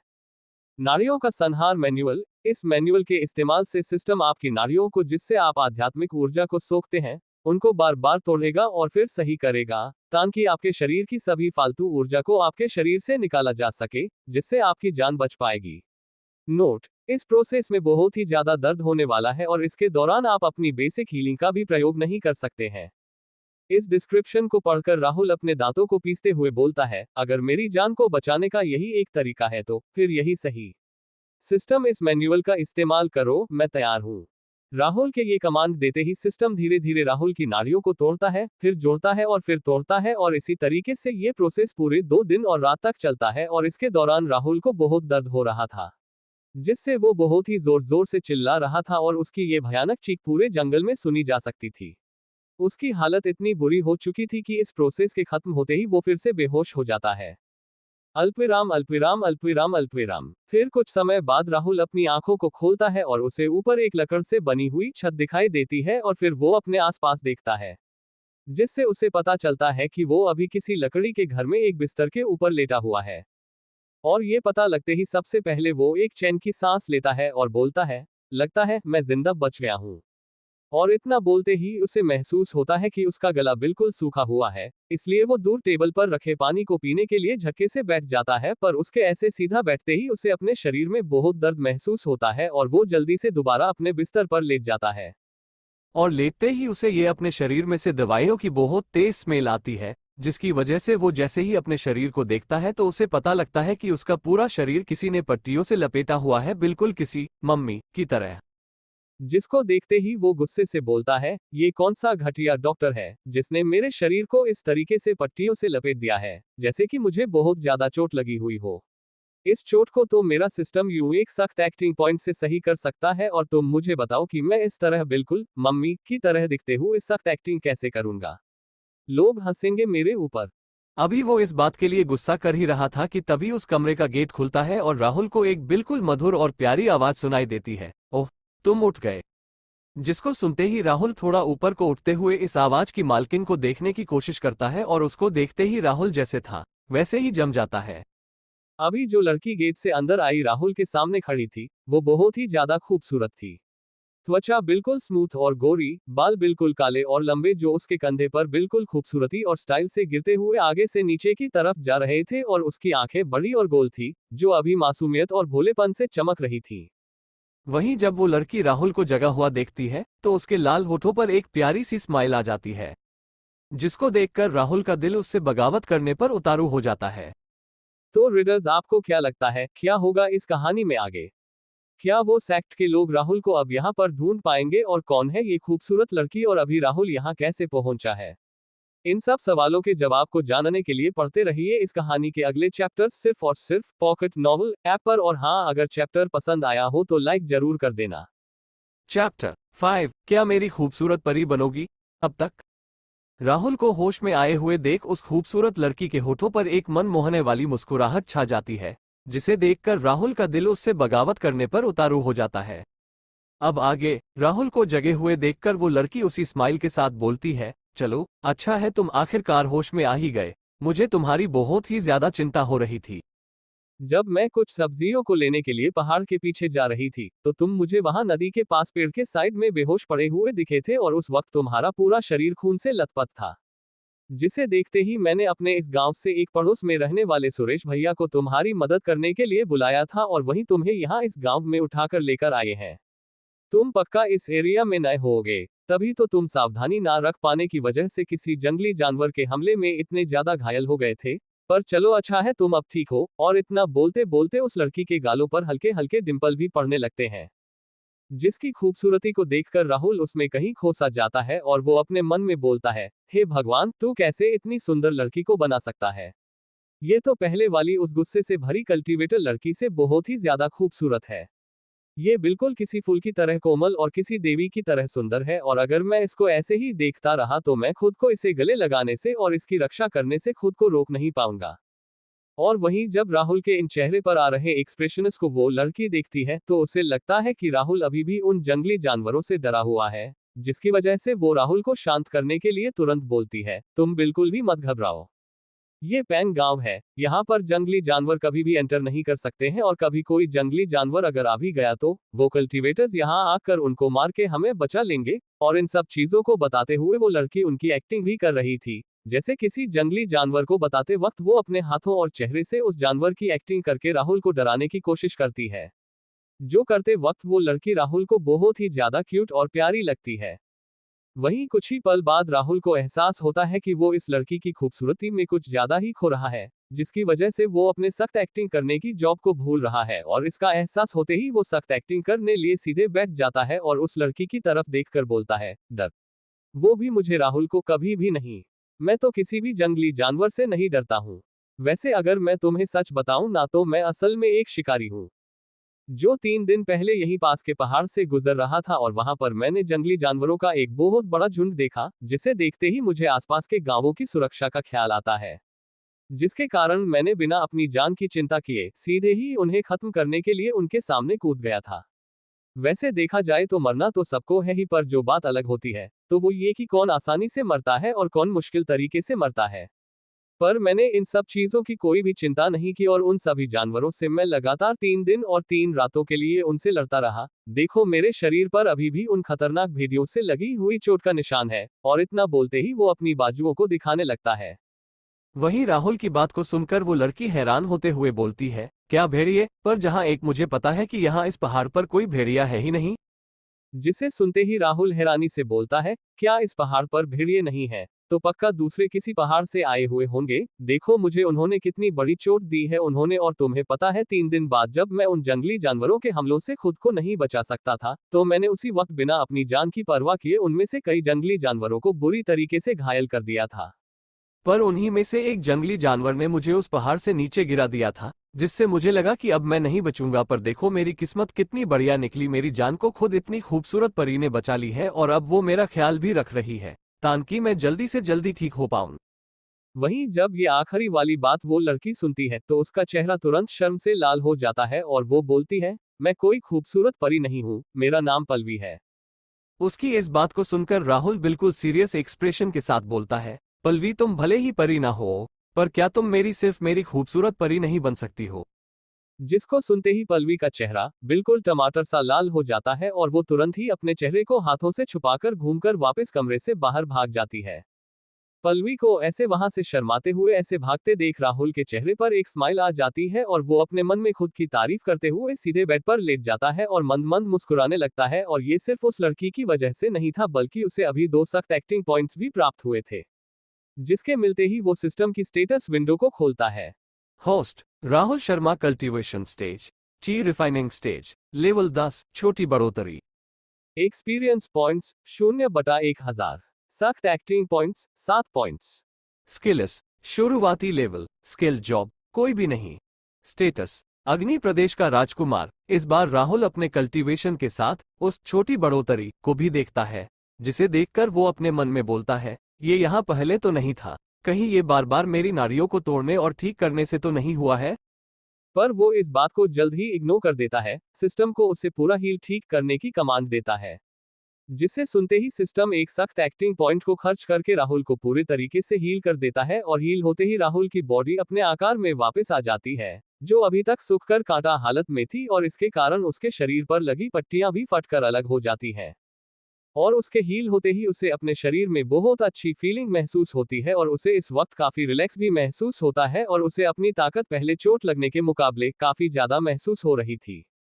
अभी वो इन सब चीजों को फील कर ही रहा था कि पल्लवी दोबारा कमरे में वापस एक स्माइल के साथ आती है, पर अंदर राहुल को देखते ही वो डर जाती है और चिल्लाते हुए बाहर भाग जाती है। और उसकी इस हरकत से राहुल पहले तो हैरान हो जाता है, पर जैसे ही वो अपने शरीर को देखता है तो उसका चेहरा भी लाल हो जाता है और गुस्से से चिल्लाता है, अब ये मेरे कपड़े किस गधे ने मुझसे बिना पूछे उतारे थे। उद्धरण चिन्ह। तो रीडर्स, आपको क्या लगता है, क्या होगा इस कहानी में आगे?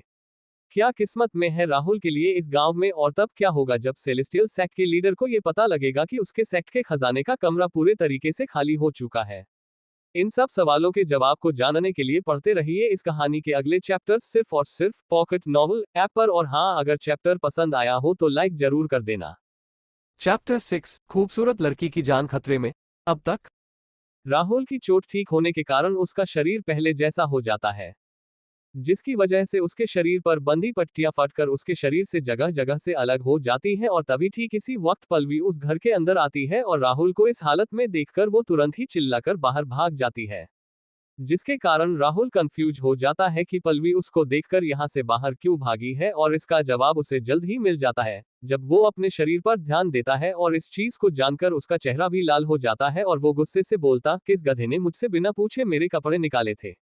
अब आगे। अब तक राहुल अपनी इस सिचुएशन से संभल चुका था और वो एक एक जर अपने शरीर से उन बची हुई फटी हुई पट्टियों को अपने शरीर से अलग करने लगता है। और कुछ देर में जैसे ही वो उन पट्टियों को पूरी तरीके से अलग कर लेता है तो उसके सामने अपनी ही एक स्मूथ त्वचा निखर के आती है, जिस पर जगह जगह दवाई लग रखी थी और जिसकी स्मेल बहुत ही ज्यादा आ रही थी।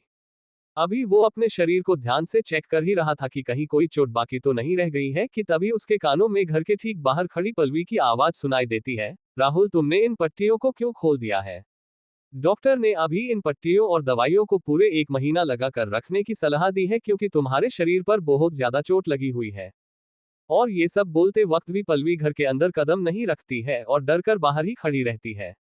वहीं पल्लवी की इस बात को सुनकर सबसे पहले तो राहुल जिस बिस्तर पर बैठा था उसी की चादर को एक कोने से पकड़कर अपने शरीर के इर्द गिर्द लपेट लेता है और फिर हल्के से खांसते हुए बोलता है, पल्लवी, वो जो चोटें मुझे लगी है वो सिर्फ बाहर त्वचा पर ही लगी है, अंदरूनी कोई भी चोट नहीं लगी है, जिसके कारण मैं बिल्कुल ठीक हूँ और ये बाहरी चोटें खुद ही जल्दी ठीक हो जाएंगी। और क्या तुम प्लीज मेरे लिए कुछ कपड़े ले आओगी?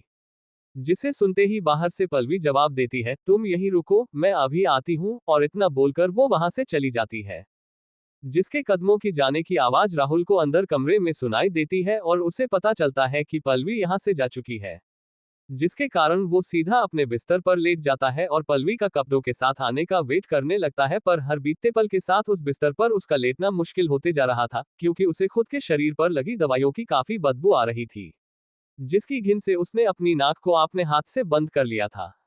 फिर ऐसे ही वक्त बीतते रहता है और राहुल का सब्र अब टूटते जाता है और इसी तरह इंतजार करते करते 15 मिनट गुजर जाते हैं और पल्लवी वापस नहीं आती। अब राहुल से और इंतजार नहीं हो पाता और वो अपने बिस्तर पर सीधा बैठ जाता है और तभी उसके मन में एक ख्याल आता है और वो बोलता है, ओ नहीं, कहीं मेरी इस तरह पट्टियों के उसके सामने खुलने से पल्लवी ने मुझे ठरकी तो नहीं समझ लिया और इसी चीज से नाराज होकर वो अपने गांव के लोगों को मुझे पकड़ने के बुलाने गई हो। ओ माय गॉड, ये ऐसे तो कितनी बड़ी गलत फहमी बन जाएगी।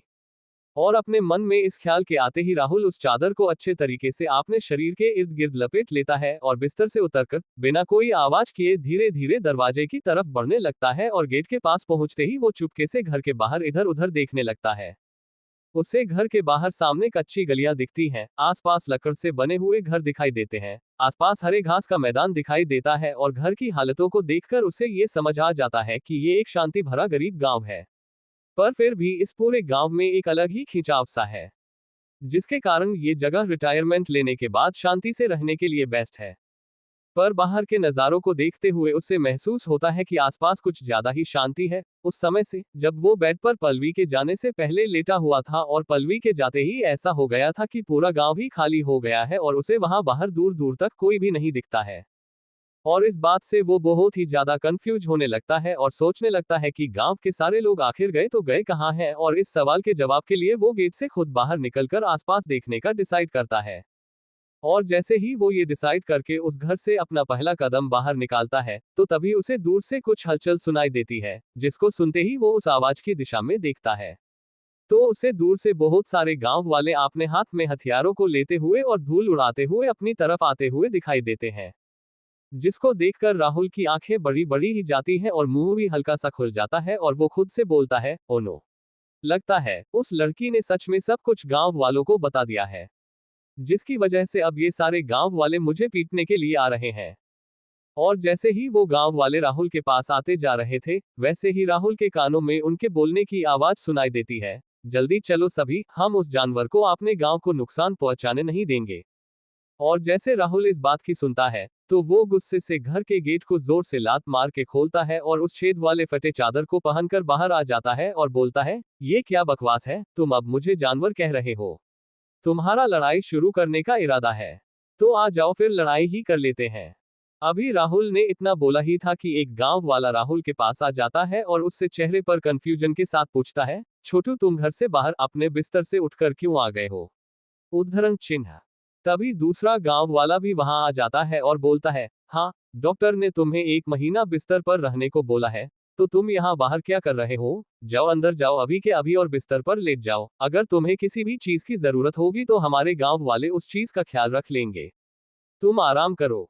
तभी तीसरा गांव वाला भी आ जाता है और राहुल से बोलता है, हाँ हाँ तुम्हें बिस्तर पर घर के अंदर जाना चाहिए, बाहर बहुत ही ज्यादा ठंड है।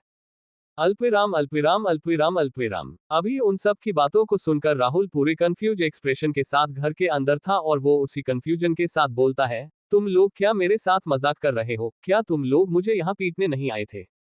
तो क्या मैं ऐसे ही भागने के लिए तैयार हो रहा था? और अगर तुम मुझे जानवर नहीं कह रहे थे तो किसे कह रहे थे? और अगर ये हथियार मुझे पीटने के लिए नहीं है तो किसे पीटने के लिए है? और तुम्हारे साथ पलवी क्यों नहीं है?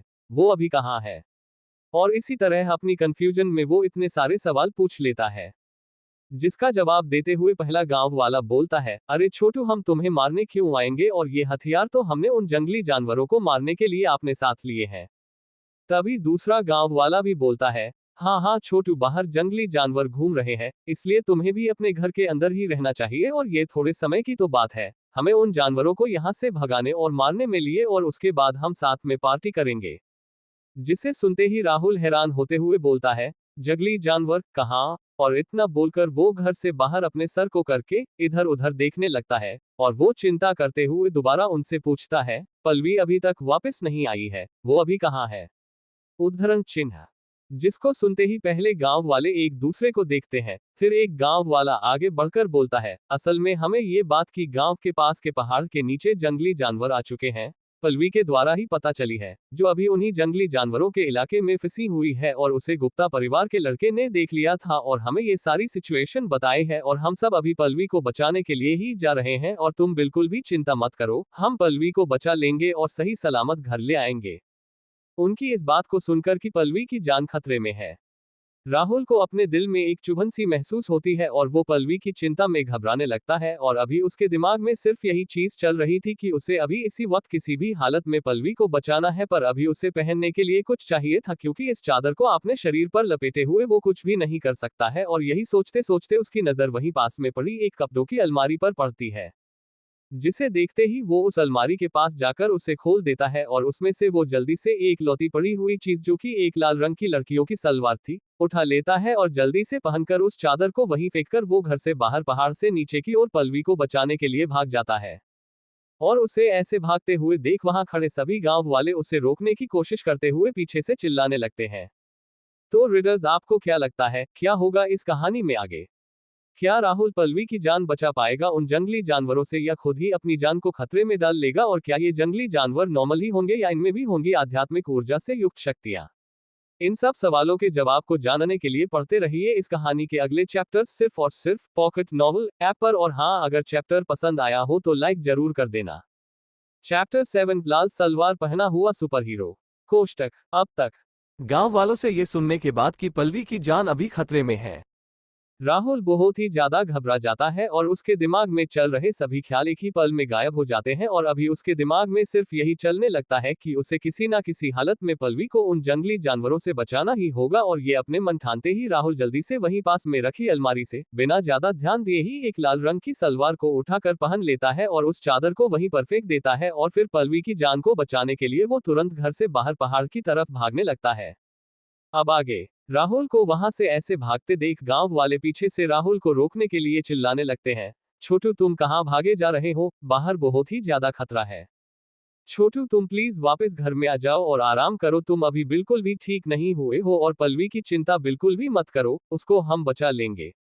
पर उनके ऐसे चिल्लाने का कोई भी फायदा नहीं होता है और राहुल बिना पीछे मुड़े सीधा ही भागते रहता है और इस चीज को देखकर वो गांव वाले भी ये समझ जाते हैं कि ये छोटा लड़का बिल्कुल भी उनके बोलने से नहीं रुकने वाला है, इसलिए उन्हें ही कुछ करना पड़ेगा।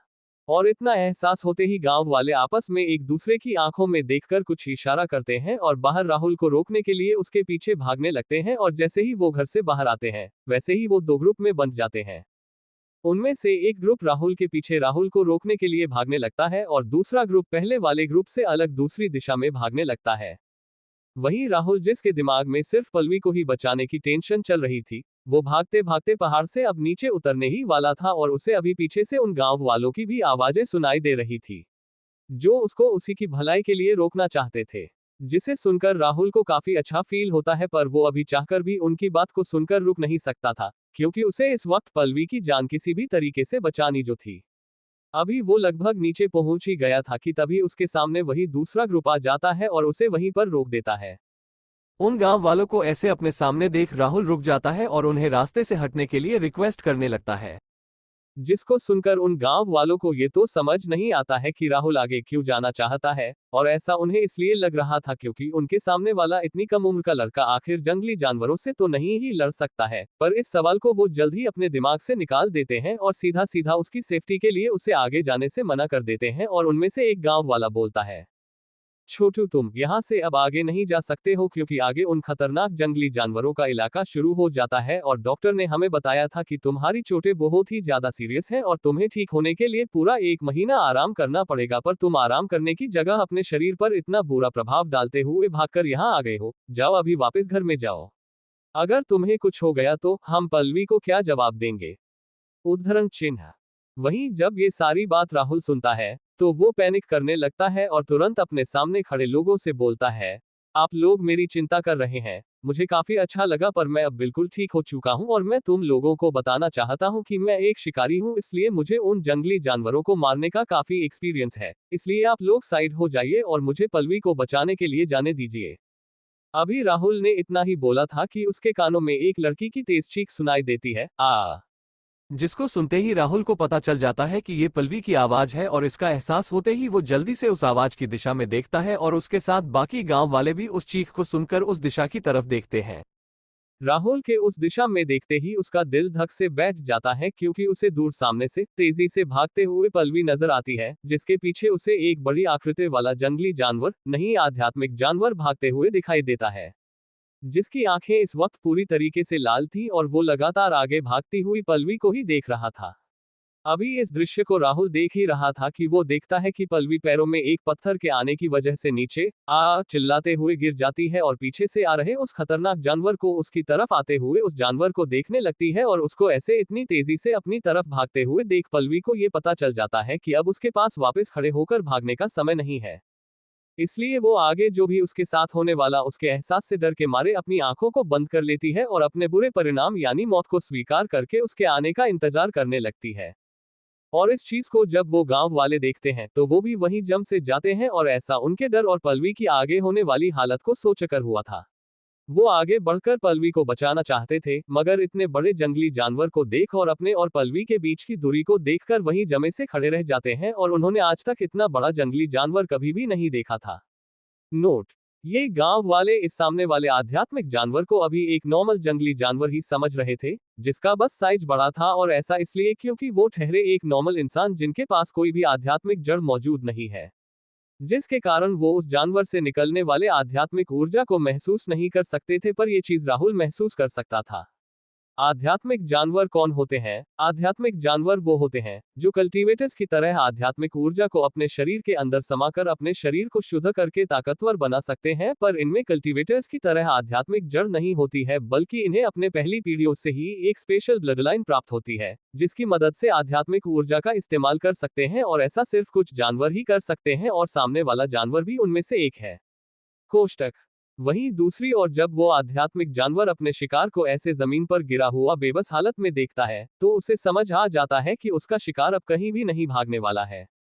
इसलिए वो भागना बंद कर देता है और धीरे धीरे पल्लवी की तरफ बढ़ने लगता है और इस चीज को पल्लवी भी अपनी आंखों को खोलकर देख लेती है और पल्लवी के आंखों को खोलते ही वो बड़ा जानवर अपने पंजों को लहराते हुए पल्लवी की तरफ छलांग लगा देता है, जिसको देखते ही पल्लवी बहुत डर जाती है और अपने कपड़े के एक कोने को कसकर पकड़कर अपनी आंखों को बंद करके अपने अंत का इंतजार करने लगती है। और इस चीज को जब राहुल देखता है तो वो कल्टीवेशन का इस्तेमाल करते हुए जितना तेजी हो सके उतनी तेजी से पल्लवी की तरफ गांव वालों के बीच में से भागने लगता है और भागकर सीधे छलांग लगाकर वो हवा में छलांग लगाते हुए उस जानवर को जोर से अपने कंधे की मदद से धक्का देकर साइड को गिरा देता है और खुद पल्लवी के सामने और उस जानवर बीच आकर खड़ा हो जाता है। वहीं उस जानवर को ऐसे छलांग लगाते देख पल्लवी अपनी आंखों को बंद करके अपने मन में सोचने लगती है, क्या वो जानवर जब अपने तेज पंजों से मेरे ऊपर हमला करेगा तो मुझे ज्यादा दर्द होगा या मैं पहले ही हमले से दर्द को महसूस करने से पहले ही मर जाऊंगी और मरने के बाद कैसा फील होगा। अभी वो ऐसी अजीब बातें अपने मन में सोचते हुए उस जानवर के हमला करने का इंतजार कर ही रही थी कि तभी सामने से जो उसे उस जानवर से तपन और गर्म हवा महसूस हो रही थी वो गायब हो जाती है और उससे पहले से काफी हल्का और रिलैक्स लगने लगता है। और इस चीज को फील करते ही पल्लवी अपने मन में बोलती है, क्या मौत के बाद ऐसा ही फील होता है? और इतना मन में सोचते ही वो अपनी आंखों को खोल देती है और अपनी आंखों को खोलते ही उसे नजर आता है कि उसके सामने एक उसी की उम्र का लड़का पीठ करके खड़ा हुआ है, जिसने ऊपर से तो कुछ नहीं पहना है मगर नीचे एक लाल रंग की सलवार पहनी हुई है, जिसको देखते ही पहले तो उससे ये सिचुएशन कुछ पल के लिए समझ नहीं आती है, पर फिर जल्द ही वो उस लड़के के द्वारा पहनी गई सलवार को पहचानते हुए बोलती है, ये तो मेरी सलवार है जो मैंने अपने घर की अलमारी में रखी थी। और पल्लवी की इस बात को सुनकर राहुल पहले तो नीचे की ओर देखता है, जिससे उसे एहसास होता है कि उसने नीचे जल्दबाजी में गलती से पल्लवी की सलवार पहन ली है, जिसकी वजह से उसका पूरा चेहरा लाल हो जाता है और वो पीछे पल्लवी की तरफ देखकर एक शर्मिंदगी भरी स्माइल करता है। वहीं दूसरी तरफ वो जंगली जानवर राहुल के ऐसे हवा में अचानक हमले से खुद को नहीं संभाल पाता है और थोड़ी दूर जाकर सीधा जमीन पर गिर जाता है। अभी इस अचानक हमले से खुद को संभाल कर जैसे ही वो जानवर खड़ा होकर राहुल को देखता है तो उसे बहुत ही ज्यादा गुस्सा आ जाता है और वो राहुल के ऊपर हमला करने के लिए उसकी तरफ दौड़ लगा देता है। और जैसे जैसे वो राहुल की तरफ बढ़ते जाता है वैसे वैसे वो राहुल को एक बारी के हमले से खत्म करने के लिए अपने शरीर के आसपास आग तत्व की आध्यात्मिक ऊर्जा को इकट्ठा करने लगता है। वहीं जब उस जानवर को ऐसे राहुल की तरफ हमला तेजी से बढ़ते देख वहां दूर खड़े गांव वाले राहुल को सावधान करते हुए चिल्लाते हैं, छोटू अपने सामने देखो, बच्चे वहां से साइड हट जाओ। वहीं उस जानवर को ऐसे राहुल की तरफ बढ़ते देख पल्लवी के चेहरे का रंग उड़ जाता है और वो भी राहुल से बोलती है, राहुल ध्यान से, वो जंगली जानवर हमारी तरफ ही आ रहा है, तुम यहाँ से हट जाओ और अपनी जान बचाओ, मेरी चिंता मत करो।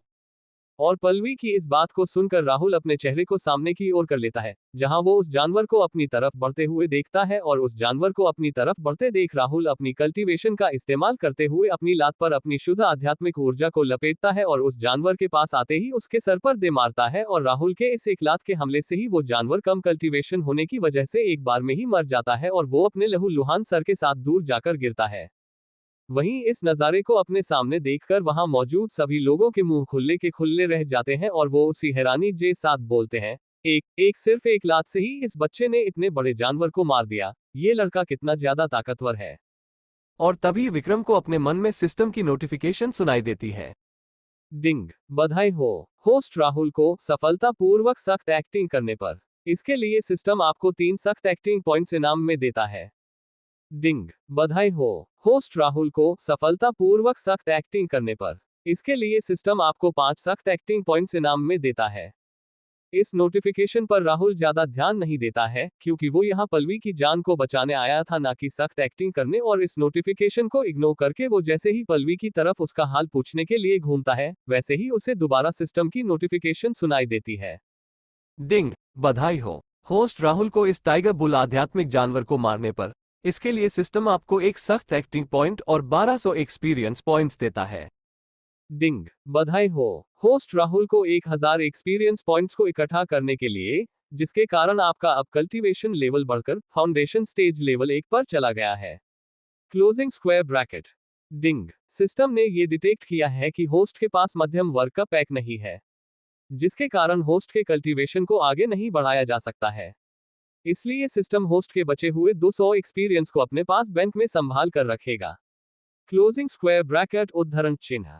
सिस्टम के इतना बोलते ही राहुल को अपने शरीर में एक अलग ही ताकत आते हुए महसूस होती है और उसका शरीर आसपास की आध्यात्मिक ऊर्जा को तेजी से सोखने लगता है। इस चीज से राहुल बहुत ही ज्यादा हैरान हो जाता है और वो अपने मन में बोलता है, वाओ, मुझे नहीं लगा था कि एक इतने कमजोर जानवर को मारने से हजारों एक्सपीरियंस पॉइंट्स मिल जाएंगे। अभी राहुल अपनी सोच में गुम ही था कि तभी उसके कानों में पल्लवी की आवाज सुनाई देती है, राहुल, वैसे तुमने मेरी सलवार क्यों पहनी हुई है? जिससे वो अपनी सोच से बाहर आ जाता है और पल्लवी की तरफ हैरानी से देखता है, जिसका चेहरा इस वक्त पूरा लाल हो चुका था। तो रीडर्स, आपको क्या लगता है, क्या होगा इस कहानी में आगे? क्या जवाब देगा राहुल पल्लवी के इस सवाल का, और कैसे आया ये आध्यात्मिक जानवर नॉर्मल लोगों के गांव के बाहर? क्या ये बस इत्तेफाक है या है किसी की साजिश? इन सब सवालों के जवाब को जानने के लिए पढ़ते रहिए इस कहानी के अगले चैप्टर्स। चैप्टर 8, शर्मनाक हरकत और नई लड़ाई की तकनीकें। अब तक पल्लवी जब राहुल के द्वारा पहने गई उस लाल सलवार को ध्यान से देखती है तो उसे याद आ जाता है कि ये सलवार उसकी है, जो अभी राहुल ने पहनी हुई है, और इस चीज का एहसास होते ही उसका चेहरा शर्म से पूरा लाल हो जाता है और वो उसी लाल चेहरे के साथ धीरे से राहुल से पूछती है, राहुल, ये तुमने मेरी लाल सलवार क्यों पहनी हुई है? अब आगे, जैसे ही राहुल पल्लवी की इस धीरे से पूछे गए सवाल को सुनता है तो वो पल्लवी की तरफ देखता है, पर इससे पहले कि वो पल्लवी के सवाल को ठीक से समझकर उसका जवाब दे पाता कि तभी उसके दिमाग में सिस्टम की नोटिफिकेशन सुनाई देती है। डिंग, बधाई हो, होस्ट राहुल को फाउंडेशन बिल्डिंग स्टेज में एंटर करने के लिए। इसके लिए सिस्टम होस्ट को एक बड़ा तोहफा इनाम के तौर पर दे रहा है, और अब से जब भी होस्ट अगले कल्टीवेशन स्टेज पर जाएगा तो सिस्टम ऐसे ही होस्ट को बड़े तोहफे इनाम में देगा। क्लोजिंग स्क्वायर ब्रैकेट उद्धरण चिन्ह। सिस्टम की इस बात को सुनकर राहुल काफी ही ज्यादा सरप्राइज हो जाता है, और जैसे ही वो उस बड़े तोहफे को खोलने जा रहा था वैसे ही उसे महसूस होता है कि उसके पैर इस वक्त जमीन पर नहीं है, बल्कि वो खुद ही हवा में है। जिसके एहसास से वो जल्दी से अपने सिस्टम की स्क्रीन से बाहर आकर नीचे की ओर देखता है तो उसे एहसास होता है कि उसे सभी गांव वालों ने अपने कंधे और हाथों में उठाया हुआ है और वो बधाइयां दे रहे हैं और उसका शुक्रिया कर रहे हैं। छोटे भाई, तुम कितने ही ज्यादा ताकतवर हो, तुम तो हमारे छोटे सुपर हीरो हो। छोटे भाई, तुम्हारा शुक्रिया कि तुमने उस जंगली जानवर को मारकर हमें और हमारे गांव को बचाया है। हाँ हाँ छोटे भाई, तुम सच में बहुत ही ज्यादा ताकतवर हो, क्या तुम मुझे भी उस तरीके से लड़ना सिखा सकते हो? हाँ हाँ छोटे भाई, तुम मुझे भी ऐसे लड़ना जरूर सिखाना। और इसी तरह सभी गांव वाले राहुल को बार बार उछालकर उसकी तारीफ कर रहे थे, और जब वो उन सभी की तारीफ को सुनता है तो वो इस चीज पर ध्यान देता है कि गांव वालों ने अब उससे छोटू से छोटा भाई बुलाना शुरू कर दिया है, जिससे वो बहुत ही ज्यादा खुश हो जाता है और अपने ऊपर गर्व महसूस करता है। अभी वो ऐसे खुश हो ही रहा था कि उसे हवा में उछलते हुए महसूस होता है कि उसकी सलवार का नाड़ा ढीला हो गया है, जिसके कारण उसकी सलवार कभी भी खुलकर गिर सकती है। जिसके एहसास से वो तुरंत ही अपनी सलवार को पकड़ लेता है और गिरने से बचाते हुए उन गांव वालों से बोलता है, अरे तुम लोग मुझे धीरे से उछालो वरना बहुत बड़ी प्रॉब्लम हो सकती है। जिसको सुनते ही वो गांव वाले उसकी बात को तुरंत नजरअंदाज कर देते हैं और वैसे ही उछालना जारी रखते हैं। पर इन सब चीजों को वहां खड़ी पल्लवी देख और सुन लेती है, जिसके कारण वो तुरंत ही वहां से शर्माते हुए भाग जाती है और कुछ देर बाद अपने हाथों में राहुल के लिए सही कपड़े लेकर आती है। और अब तक उन गांव वालों ने भी राहुल को नीचे जमीन पर उतार दिया था, जिसको देखते ही पल्लवी राहुल के पास आती है और उसको वो कपड़े दे देती है। और जैसे ही राहुल उन कपड़ों को लेकर सीधा पल्लवी की आंखों में देखता है तो वैसे ही पल्लवी वहां से शर्माकर लाल चेहरे के साथ भाग जाती है, जिसको देखकर राहुल हैरान रह जाता है और वो खुद से बोलता है, क्या मैं इतना हैंडसम हो गया हूं कि लड़कियां मुझे देखते ही शर्माकर भाग रही हैं? वाह, मुझे तो अब खुद से ही शर्मा रही है। ओहो, मैं इतना हैंडसम क्यों हूं? और थोड़ी देर ऐसे ही और अपनी तारीफ करने के बाद राहुल अपने कपड़ों को साइड में जाकर चेंज कर लेता है। अभी राहुल उन कपड़ों में अपने आप को एडजस्ट कर ही रहा था कि उसके हाथों में पकड़ी हुई उस लाल सलवार को देखकर वही गांव वालों के साथ खड़ी एक आंटी उस लाल सलवार को पहचानकर उस सलवार की तरफ इशारा करते हुए बोलती है, ये तो वही लाल सलवार है जो मैंने पल्लवी को कुछ समय पहले ही गिफ्ट की थी, पर इसको तुमने अभी क्यों पहना हुआ था? और उस आंटी की इस बात को जैसे ही वो दूसरे गांव वाले सुनते हैं तो वो भी राहुल के हाथों में उस सलवार को देखकर उसे अजीब निगाहों से देखने लगते हैं। पर अपने ऊपर इन अजीब निगाहों को महसूस करके भी राहुल के चेहरे पर जरा भी शर्म और घबराहट के भाव नहीं आते हैं, बल्कि वो तो उस सलवार को अपने गले में बांधकर पूरे कॉन्फिडेंस के साथ वापस गांव की तरफ चलने लगता है। और ऐसे चलकर वो सख्त एक्टिंग करने की पूरी कोशिश कर रहा था। और जैसे ही वो पल्लवी के घर के पास पहुंचता है तो वो जल्दी से उस घर के अंदर घुस जाता है और दरवाजे को बंद करके उसके सहारे खड़ा हो जाता है।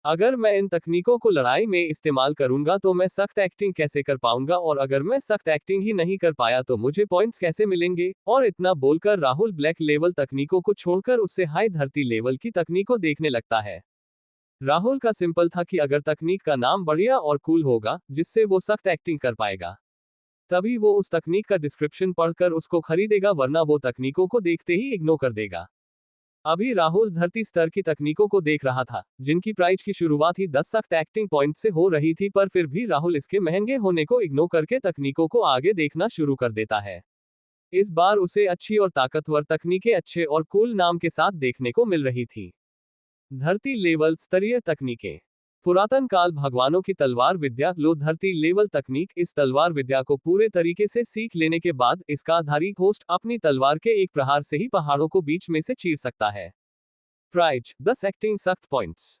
पुरातन काल भगवानों की धनुष विद्या लो लेवल तकनीक। इस धनुर्विद्या को पूरे तरीके से सीख लेने के बाद इसका धारी होस्ट अपने धनुष के एक प्रहार से ही ड्रैगन की आंख को भेद सकता है। प्राइज 10 एक्टिंग सख्त पॉइंट्स। अल्पविराम अल्पविराम अल्पविराम अल्पविराम अल्पविराम। सर्वोपरि महान बिजली की तकनीकें मध्यम लेवल तकनीक। इस तकनीक को पूरी सीखने के लिए सबसे पहले तो होस्ट के पास आग और पानी की आध्यात्मिक जड़ होनी चाहिए। दूसरा, इस तकनीक को सीखने के लिए होस्ट को बारिश के मौसम में आसमान में उत्पन्न होने वाली बिजली को अपने शरीर के अंदर ग्रहण करना होगा और फिर इस तकनीक की प्रैक्टिस करनी होगी, और जब होस्ट इस तकनीक को पूरी तरीके से सीख लेगा तो वो इसके एक बिजली के प्रहार से ही पूरी जगह को खत्म करने में सक्षम होगा।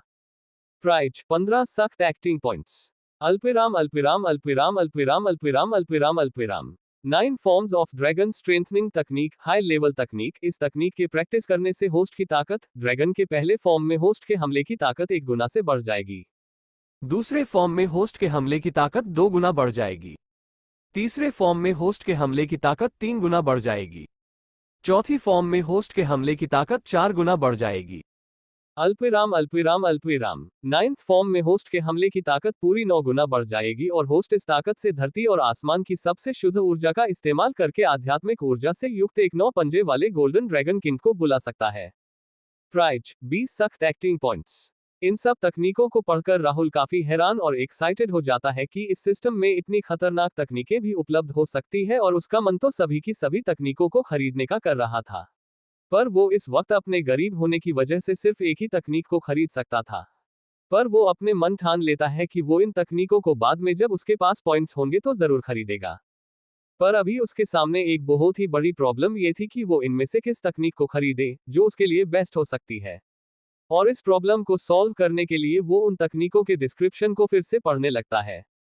और कुछ देर उन तकनीकों को अच्छे से पढ़ने के बाद वो अपने लिए 9 फॉर्म्स ऑफ ड्रैगन स्ट्रेंथनिंग तकनीक को चुन लेता है, क्योंकि बाकी जितनी भी तकनीकें थी जैसे तलवार वाली तकनीकें, धनुष वाली तकनीकें, उनके लिए राहुल को अलग से सिस्टम से एक ताकतवर हथियार खरीदने की जरूरत थी, जो अभी राहुल बिल्कुल भी खरीदने के काबिल नहीं है। और रही बात बिजली वाली तकनीक की, तो उसको सीखने के लिए पता नहीं राहुल को कितनी बारिशों से बिजली को ग्रहण करनी पड़ेगी, जिसमें बहुत ही ज्यादा टाइम वेस्ट होने वाला है, जो राहुल के पास बिल्कुल भी नहीं है। इसलिए वो इस तकनीक को खरीदने का डिसाइड करके सिस्टम को इस तकनीक को खरीदने की कमांड दे देता है, जिसके बाद उसके सामने एक स्क्रीन खुल जाती है। डिंग। क्या आप इस 9 फॉर्म्स ऑफ ड्रैगन स्ट्रेंथनिंग तकनीक को 20 सख्त एक्टिंग पॉइंट से खरीदना चाहते हैं? हाँ, नहीं। जिसको देखते ही राहुल हाँ पर क्लिक कर देता है, और उसके हाँ के बटन को क्लिक करते ही उसके शरीर में एक अलग ही शक्ति जादुई तरीके से उत्पन्न होने लगती है और उसका शरीर इस वक्त गोल्डन रंग से चमकने लगता है। फिर जैसे ही ये सारी चेंजेस पूरे होते हैं, वैसे ही राहुल को अपने अंदर एक अलग ही ताकत महसूस होने लगती है और वो झट से अपने सिस्टम को खोलकर अपनी इंफॉर्मेशन को चेक करता है। Host Rahul Sharma. Cultivation stage foundation building stage छोटी बढ़ोतरी। Experience points 200/2000। Skills cultivation skill शुरुआती लेवल ड्रैगन स्किल की पहली फॉर्म कंट्रोल प्रोग्रेस 0%। सख्त एक्टिंग पॉइंट्स 5 जॉब कोई भी नहीं स्टेटस अग्नि प्रदेश का राजकुमार जमाए। अपनी इंफॉर्मेशन को देखकर राहुल संतुष्टि से अपने सर को हाँ में हिलाता है और वो उन बचे 5 एक्टिंग पॉइंट को बिल्कुल भी नहीं छूता है, क्योंकि वो इनको बाद में चोट लगने पर ठीक होने में इस्तेमाल करना चाहता था। अभी वो अपने सर को हाँ में हिला ही रहा था कि तभी राहुल का ध्यान सिस्टम की स्टोरेज में रखे बड़े तोहफे पर जाता है, जिसे देखते ही राहुल को याद आता है कि उसे कुछ देर पहले उसके फाउंडेशन स्टेज पर जाते ही ये बड़ा तोहफा सिस्टम के द्वारा इनाम में मिला था, जिसको देखकर वो बहुत ही ज्यादा एक्साइटेड हो जाता है और वो अपने मन में सोचता है, हम जैसा सिस्टम ने बताया था कि जब भी मैं अगले स्टेज पर जाऊंगा तो मुझे सिस्टम एक बड़ा तोहफा देगा। तो इसके हिसाब से मुझे अगला बड़ा तोहफा कोर बेयरिंग स्टेज पर पहुंचने पर मिलेगा। पर वो जल्द ही इस ख्याल को साइड करके उस तोहफे को टच कर देता है, जिसको टच करते ही उसके सामने एक बड़ा तोहफा सामने आ जाता है और उसे सामने सिस्टम की एक नोटिफिकेशन भी दिखाई देती है। डिंग, क्या होस्ट राहुल इस बड़े तोहफे को अभी खोलना चाहेंगे? हाँ, नहीं।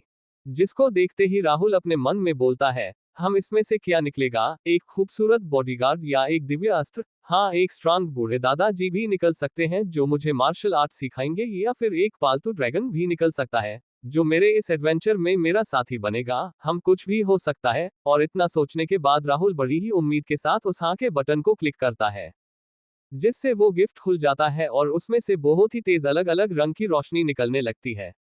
वहीं दूसरी तरफ पैंग गांव से कुछ दूर किसी दूसरे पहाड़ पर बसे दूसरे गांव के ठीक बाहर एक हटे कट्टे गुंडे जैसे दिखने वाले लोगों का एक ग्रुप इकट्ठा होकर कुछ बहुत ही ज्यादा सीरियस डिस्कस कर रहा था कि तभी उनकी तरफ एक आदमी भागे हुए आता है, जिसको वहां देखकर उस ग्रुप के सेंटर में खड़ा हुआ लीडर पूछता है, रमेश, तुम ऐसे क्यों भागे भागे आ रहे हो? कहीं जिस बड़े जंगली जानवर को हमने उस पैंग गांव की तरफ भेजा था, क्या उसने उस गांव को पूरी तरीके से बर्बाद कर दिया है? उद्धरण चिन्ह। जिसको सुनकर रमेश थोड़ा घबराते हुए बोलता है, जी बॉस, वो जंगली जानवर उस गांव में पहुंचा तो था, पर जब मैं उसके पीछे थोड़ी देर बाद गांव के पास पहुंचा तो मैंने देखा कि वो जंगली जानवर किसी तरीके से पहले ही वहां मरा पड़ा था, जिसे पैन गांव के लोग अपने गांव की तरफ बांध कर ले जा रहे थे। जिसको सुनते ही उसके बॉस की आंखें छोटी हो जाती हैं, पर फिर तुरंत ही कुछ सोचकर उसके चेहरे पर एक शैतानी स्माइल आ जाती है और वो बोलता है, हम ये हो सकता है कि उस जंगली जानवर के उस गांव में पहुंचने से पहले ही किसी और बड़े जानवर ने उसे मार दिया होगा और जिसके शरीर को अब वो गांव वाले अपने साथ लेकर जा रहे होंगे। वरना जिसको हमारे गांव के ताकतवर लोग नहीं मार पाए उसे वो कमजोर पैन गांव के लोग कैसे ही मार पाएंगे? हम पर अब वो जानवर मर ही चुका है तो उसके शरीर पर सबसे पहले हमारे गांव वालों का हक बनता है, जिसे हमने पहले लड़ाई में घायल किया था। जिसे सुनकर वो साइड में खड़े लोग भी अपने बॉस की हाँ में हाँ मिलाते हैं, जिसे देखकर उनका बॉस हंसते हुए बोलता है, जो हमारा है उस पर वो पैंग गांव के कमजोर लोग कैसे कब्जा कर सकते हैं? आओ चले साथियों अपनी चीज को उनसे वापस लेने। और ये बोलते वक्त उसकी आंखों में लालचपन को साफ देखा जा सकता है और उसकी इस बात पर बाकी गांव वाले भी हाँ में हाँ मिलाते हैं। जिसके बाद वो सभी लोग अपने हाथों में हथियार लेकर पैंग गांव की तरफ बुरे इरादों के साथ बढ़ने लगते हैं। तो रीडर्स, आपको क्या लगता है, क्या होगा इस कहानी में आगे? क्या मिलेगा राहुल को उस बड़े तोहफे में से? और कैसे सामना करेंगे पैंग गांव के लोग इन दूसरे गांव वाले लोगों के बुरे इरादों का? इन सब सवालों के जवाब को जानने के लिए पढ़ते रहिए इस कहानी के अगले चैप्टर्स। Chapter 10, recycling function. कोष्टक। अब तक सिस्टम में मौजूद बड़े तोहफे को देखते ही राहुल को याद आता है कि उसे अभी कुछ देर पहले ही सिस्टम की तरफ से उसे फाउंडेशन बिल्डिंग स्टेज पर लेवल अप होने पर यह इनाम मिला है, जिसको राहुल बहुत ही उम्मीदों और एक्साइटमेंट से खोलता है। अब आगे राहुल के सिस्टम को उस तोहफे को खोलने की कमांड देते ही वो बड़ा तोहफा खुल जाता है, जिसमें से काफी अलग अलग रंग की रोशनी निकलने लगती है, जिसको देखकर राहुल की एक्साइटमेंट और भी ज्यादा बढ़ने लगती है और वो अपने मन में सोचता है, हम इस तोहफे में से इतनी बढ़िया बढ़िया रंग की रोशनी निकल रही है, पक्का कुछ बढ़िया ही होगा। अभी राहुल उस तोहफे से निकल रही रोशनी को देखकर अपने अलग अलग सपनों को संजो ही रहा था कि उस तोहफे से निकल रही रोशनी धीरे धीरे गायब हो जाती है और उसे सामने सिस्टम की नोटिफिकेशंस दिखाई देती हैं। डिंग, बधाई हो होस्ट राहुल को उसे इनाम में सिस्टम ने एक locked function, recycle function unlock करके दिया है। Closing square bracket. डिंग, बधाई हो होस्ट राहुल को उसे इनाम के तौर पर एक भेस बदलने वाला टोकन दिया गया है। डिंग, बधाई हो होस्ट राहुल को इनाम के तौर पर एक डिवाइन टेलीपोर्टेशन टोकन प्राप्त करने के लिए। क्लोजिंग स्क्वायर ब्रैकेट उद्धरण चिन्ह। इन सभी इनामों को देखकर राहुल का मुंह बन जाता है और उसका चेहरा गुस्से से लाल हो जाता है और वो चिल्लाते हुए बोलता है, ये क्या बकवास चीजें दी है? मेरी खूबसूरत बॉडीगार्ड कहाँ है और मेरे मार्शल आर्ट मास्टर दादू किधर हैं? मेरा दिव्य अस्त्र और मेरा प्यारा ड्रैगन किधर है? ये किस गधे ने इस घटिया चीज का नाम बड़ा तोहफा रखा है? ऐसी चीजों को डस्ट हम खैर छोड़ो, मुझे कुछ भी नहीं बोलना ऐसी घटिया चीजों के बारे में, इससे मेरा ही मूड खराब होगा। इतना बोलकर राहुल थोड़ी लंबी सांसें लेता है और अपने आप को शांत करने लगता है। कुछ देर अपने आप को शांत करने के बाद राहुल पहले इनाम भेस बदलने के टोकन को टच करके उसकी डिस्क्रिप्शन पढ़ने लगता है। भेस बदलने वाला टोकन, इस टोकन का इस्तेमाल करके आप किसी भी इंसान का रूप धारण कर सकते हैं। वो रूप बिल्कुल उस इंसान की नकल होगा। उसका चेहरा, रंग, बाल, शरीर का साइज, हाइट और उसकी आदतें तक बिल्कुल सेम टू सेम हो जाएंगी और इसका प्रभाव सिर्फ 2 घंटे तक ही रहेगा। नोट 1, इस टोकन के इस्तेमाल से उस इंसान की ताकत की नकल नहीं की जा सकती। 2, ये भेस सिर्फ इन्फेंट ट्रांसफॉर्मेशन स्टेज कल्टीवेटर और उससे नीचे के कल्टीवेटर्स के लिए ही प्रयोगकारी होगा, क्योंकि इससे ताकतवर कल्टीवेटर्स इस भेस में से आपको तुरंत ही पहचान लेंगे और ये टोकन उनके लिए प्रभावहीन हो जाएगा। Closing square bracket. अभी राहुल इस डिस्क्रिप्शन को पढ़ ही रहा था कि उसका ध्यान इन्फेंट ट्रांसफॉर्मेशन कल्टीवेटर पर जाता है और ऐसा होते ही उसके मन की यादों में तुरंत ही सभी कल्टीवेशन स्टेजेस की इंफॉर्मेशन आ जाती है। सबसे पहले ची रिफाइनिंग स्टेज, फिर foundation stage, core bearing stage, golden core stage, origin infant stage, infant transformation stage, war training stage, body unity stage, crossing calamity stage और महानाया स्टेज, ग्रेट व्हीकल स्टेज, और इन सभी 10 बड़े स्टेजेस में इनके छोटे 10 लेवल होते हैं। इन कल्टीवेशन स्टेजेस के बारे में याद आते ही राहुल को पता चलता है कि ये टोकन काफी ताकतवर है, क्योंकि इसके भेस में से इन्फेंट ट्रांसफॉर्मेशन स्टेज का ताकतवर कल्टीवेटर भी उसे पहचान नहीं पाएगा। इस चीज का एहसास होते ही राहुल का जो मूड खराब हुआ था वो अब काफी सही हो जाता है और वो बोलता है, ये बिल्कुल सही चीज है मेरे लिए, ज्यादा से ज्यादा सख्त एक्टिंग करने के लिए, क्योंकि अगर मैं इस चीज का इस्तेमाल करके मैं इस देश के राजा का भेस ले लूंगा जो अभी इन्फेंट ट्रांसफॉर्मेशन स्टेज पर ही है, तो मैं बहुत से सख्त एक्टिंग पॉइंट कमा पाऊंगा। पर इसमें एक ही खराब चीज है कि ये सिर्फ 2 ही घंटे के लिए इस्तेमाल किया जा सकता है। इसे कम से कम 1-2 साल के लिए तो होना ही चाहिए था। फिर इस चीज के फायदे को समझने के बाद राहुल अपने सिस्टम की स्टोरेज में दूसरे इनामों को चेक करने लगता है। Divine teleport token, 9 forms of dragon. इन सब में से पहले डिवाइन टेलीपोर्टेशन टोकन को देखकर राहुल अपने सर को हाँ में हिलाता है, पर उसके डिस्क्रिप्शन को चेक नहीं करता है, क्योंकि वो ऐसे ही 2 टोकन्स का इस्तेमाल पहले भी बचने के लिए कर चुका है। इसके बाद वो अपने तीसरे तोहफे को ढूंढने लगता है, पर वो उसे कहीं भी नहीं दिखाई देता है, जिससे वो काफी कंफ्यूज हो जाता है, क्योंकि उसे जहां तक याद है उसे बड़े तोहफे में से पूरे 3 इनाम मिले थे। अभी वो अपने तीसरे इनाम को दोबारा ढूंढ ही रहा था कि उसे याद आता है कि तीसरा इनाम कोई चीज नहीं थी, बल्कि वो तो सिस्टम का एक नया फंक्शन था। जिसके याद आते ही राहुल सिस्टम के नए रिसाइकलिंग फंक्शन को खोलता है और उसकी डिस्क्रिप्शन को चेक करने लगता है। रिसाइकलिंग फंक्शन, इस फंक्शन का इस्तेमाल करके होस्ट अपनी फालतू चीजों को रिसाइकल कर सकता है और इसमें जो भी चीज रिसाइकल होगी उसके बदले में सिस्टम आपको उस चीज का एसेंस, उसका मूल आधार देगा। जैसे अगर आप किसी शस्त्र जैसे तलवार को रिसाइकल करोगे तो सिस्टम उसके बदले होस्ट को तलवार रिफाइनिंग का एसेंस देगा, जिसकी मदद से होस्ट की तलवार बनाने की स्किल में काफी बढ़ोतरी होगी। और ऐसे ही अगर होस्ट किसी पिल को रिसाइकल करेगा तो सिस्टम उसे दवाई बनाने का एसेंस देगा, जिससे होस्ट की पिल्स और पोशन बनाने की स्किल में बढ़ोतरी होगी।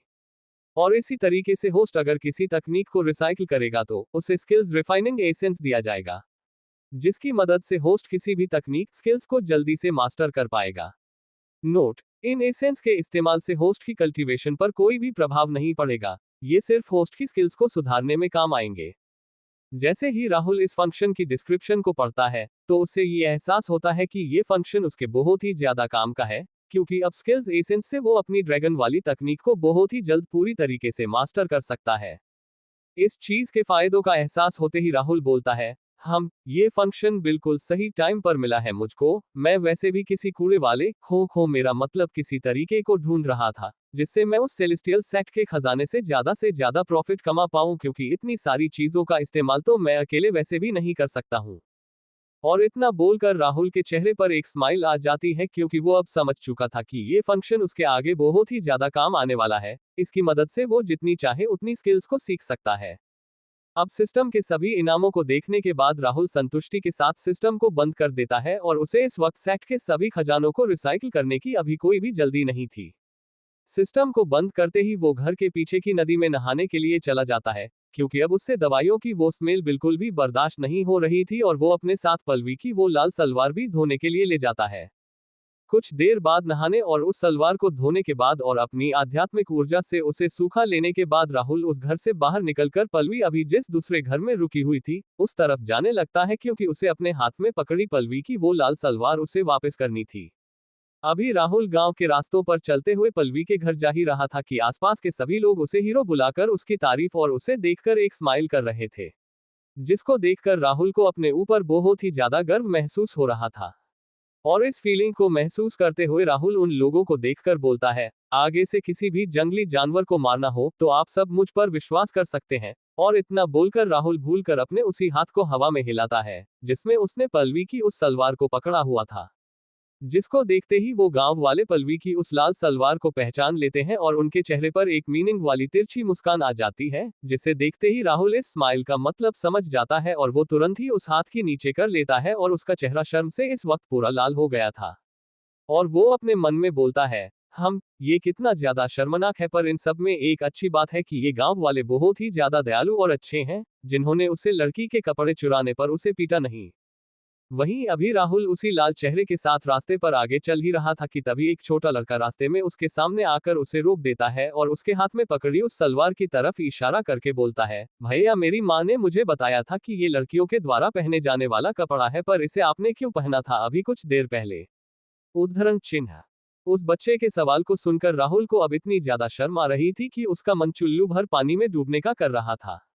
वहीं जैसे ही वो बच्चा राहुल से इस सवाल को पूछता है तो उसकी तरफ तुरंत ही एक गांव वाला बढ़ता है और उस बच्चे को उठाकर राहुल के रास्ते से साइड कर देता है और उसको साइड करने के बाद वो गांव वाला राहुल को देखकर बोलता है, ही छोटे भाई वो तो छोटा बच्चा है, उसे समझ नहीं है कि उसे कब क्या बोलना चाहिए। उद्धरण चिन्ह। उस गांव वाले की बात को सुनकर राहुल का मुंह बन जाता है और वो अपने मन में बोलता है, बच्चा है तो बोलने की समझ नहीं है, ये क्या बकवास है, बोलने की समझ नहीं है पर दूसरों का मजाक कैसे उड़ाना है, इसकी समझ अच्छे से है। और इतना बोलकर राहुल उन सब लोगों को इग्नोर करके पल्लवी की घर की तरफ तेज कदमों से चलने लगता है। कुछ देर बाद एक घर में पल्लवी अभी अपने घर में बैठकर अपने कुछ कपड़ों को सिल ही रही थी कि उसे तुरंत ही अपने घर के दरवाजे पर दस्तक सुनाई देती है, जिसे सुनते ही पल्लवी अपने बिस्तर से उठकर अपने दरवाजे के पास जाती है और दरवाजे को खोल देती है। दरवाजा खोलते ही जैसे पल्लवी अपने सामने राहुल को देखती है तो वो थोड़ी चौंक सी जाती है, पर जल्द ही वो अपने आप को नॉर्मल कर लेती है। पर इससे पहले कि पल्लवी राहुल से उससे यहाँ आने का कारण पूछ पाती कि उसकी नजर राहुल के हाथ में पकड़ी हुई उसकी सलवार पर पड़ती है, जिसको देखते ही उसे पहले वाली चीजें याद आ जाती है और उसका चेहरा पूरा लाल हो जाता है। वहीं जैसे ही राहुल पल्लवी को उस सलवार की तरफ देखते हुए देखता है तो उसका चेहरा भी लाल हो जाता है और इस ऑकवर्ड सिचुएशन से बचने के लिए राहुल जल्दी से आगे बढ़कर वो लाल सलवार पल्लवी के हाथों में जबरदस्ती पकड़ा देता है और घर की दूसरी तरफ जाकर खिड़की से बाहर देखने लगता है। वहीं उस सलवार को अपने हाथों में पकड़ते ही पल्लवी को ये पता चल जाता है कि राहुल ने उसकी सलवार को खुद धोया है, जिसके एहसास से उसे अपने पेट में गुदगुदी सी होती हुई महसूस होती है और वो लाल चेहरे और चेहरे पर एक स्माइल के साथ राहुल से पूछती है, राहुल तुमने मेरी सलवार को क्यों धो दिया, मैं भी तो इसको धो सकती थी। जिसके जवाब में जैसे ही राहुल कुछ बोलने वाला होता है वैसे ही उसे घर के बाहर से गांव वालों का बहुत ही तेज शोर सुनाई देता है, जो सुनते ही राहुल को बाहर कुछ गड़बड़ लगती है और वो पल्लवी की तरफ देखकर बोलता है, पल्लवी ये आवाजें कैसी, कहीं गांव में फिर से तो कोई जंगली जानवर नहीं आ गया है, मुझे जल्दी से जाकर देखना चाहिए। और इतना बोलते ही राहुल तुरंत उस घर से बाहर की ओर भाग जाता है। वहीं जैसे ही पल्लवी राहुल की इस बात को सुनती है तो वो राहुल की चिंता करते हुए बोलती है, राहुल तुम, पर इससे पहले कि पल्लवी अपनी बात को पूरा कर पाती कि उसे एहसास होता है कि राहुल पहले ही घर से बाहर भाग चुका है, जिसे देखकर वो भी राहुल के पीछे उसकी चिंता में भागती है। तो रीडर्स, आपको क्या लगता है क्या होगा इस कहानी में आगे? क्यों हो रही है गांव के बाहर ये आवाजें और हलचल? क्या जैसे राहुल का अनुमान है वैसे ही बाहर कोई जंगली जानवर आया हुआ है कि आए हैं वो गलत इरादों वाले दूसरे गांव के लोग? इन सब सवालों के जवाब को जानने के लिए पढ़ते रहिए इस कहानी के अगले चैप्टर्स। स्टोरी को आगे सुनने के लिए चैनल को सब्सक्राइब करें और कमेंट करें और लाइक जरूर करें। स्टोरी कंटिन्यू तभी रहेगी जब तक आपका रिस्पॉन्स अच्छा आएगा, so like it and share it.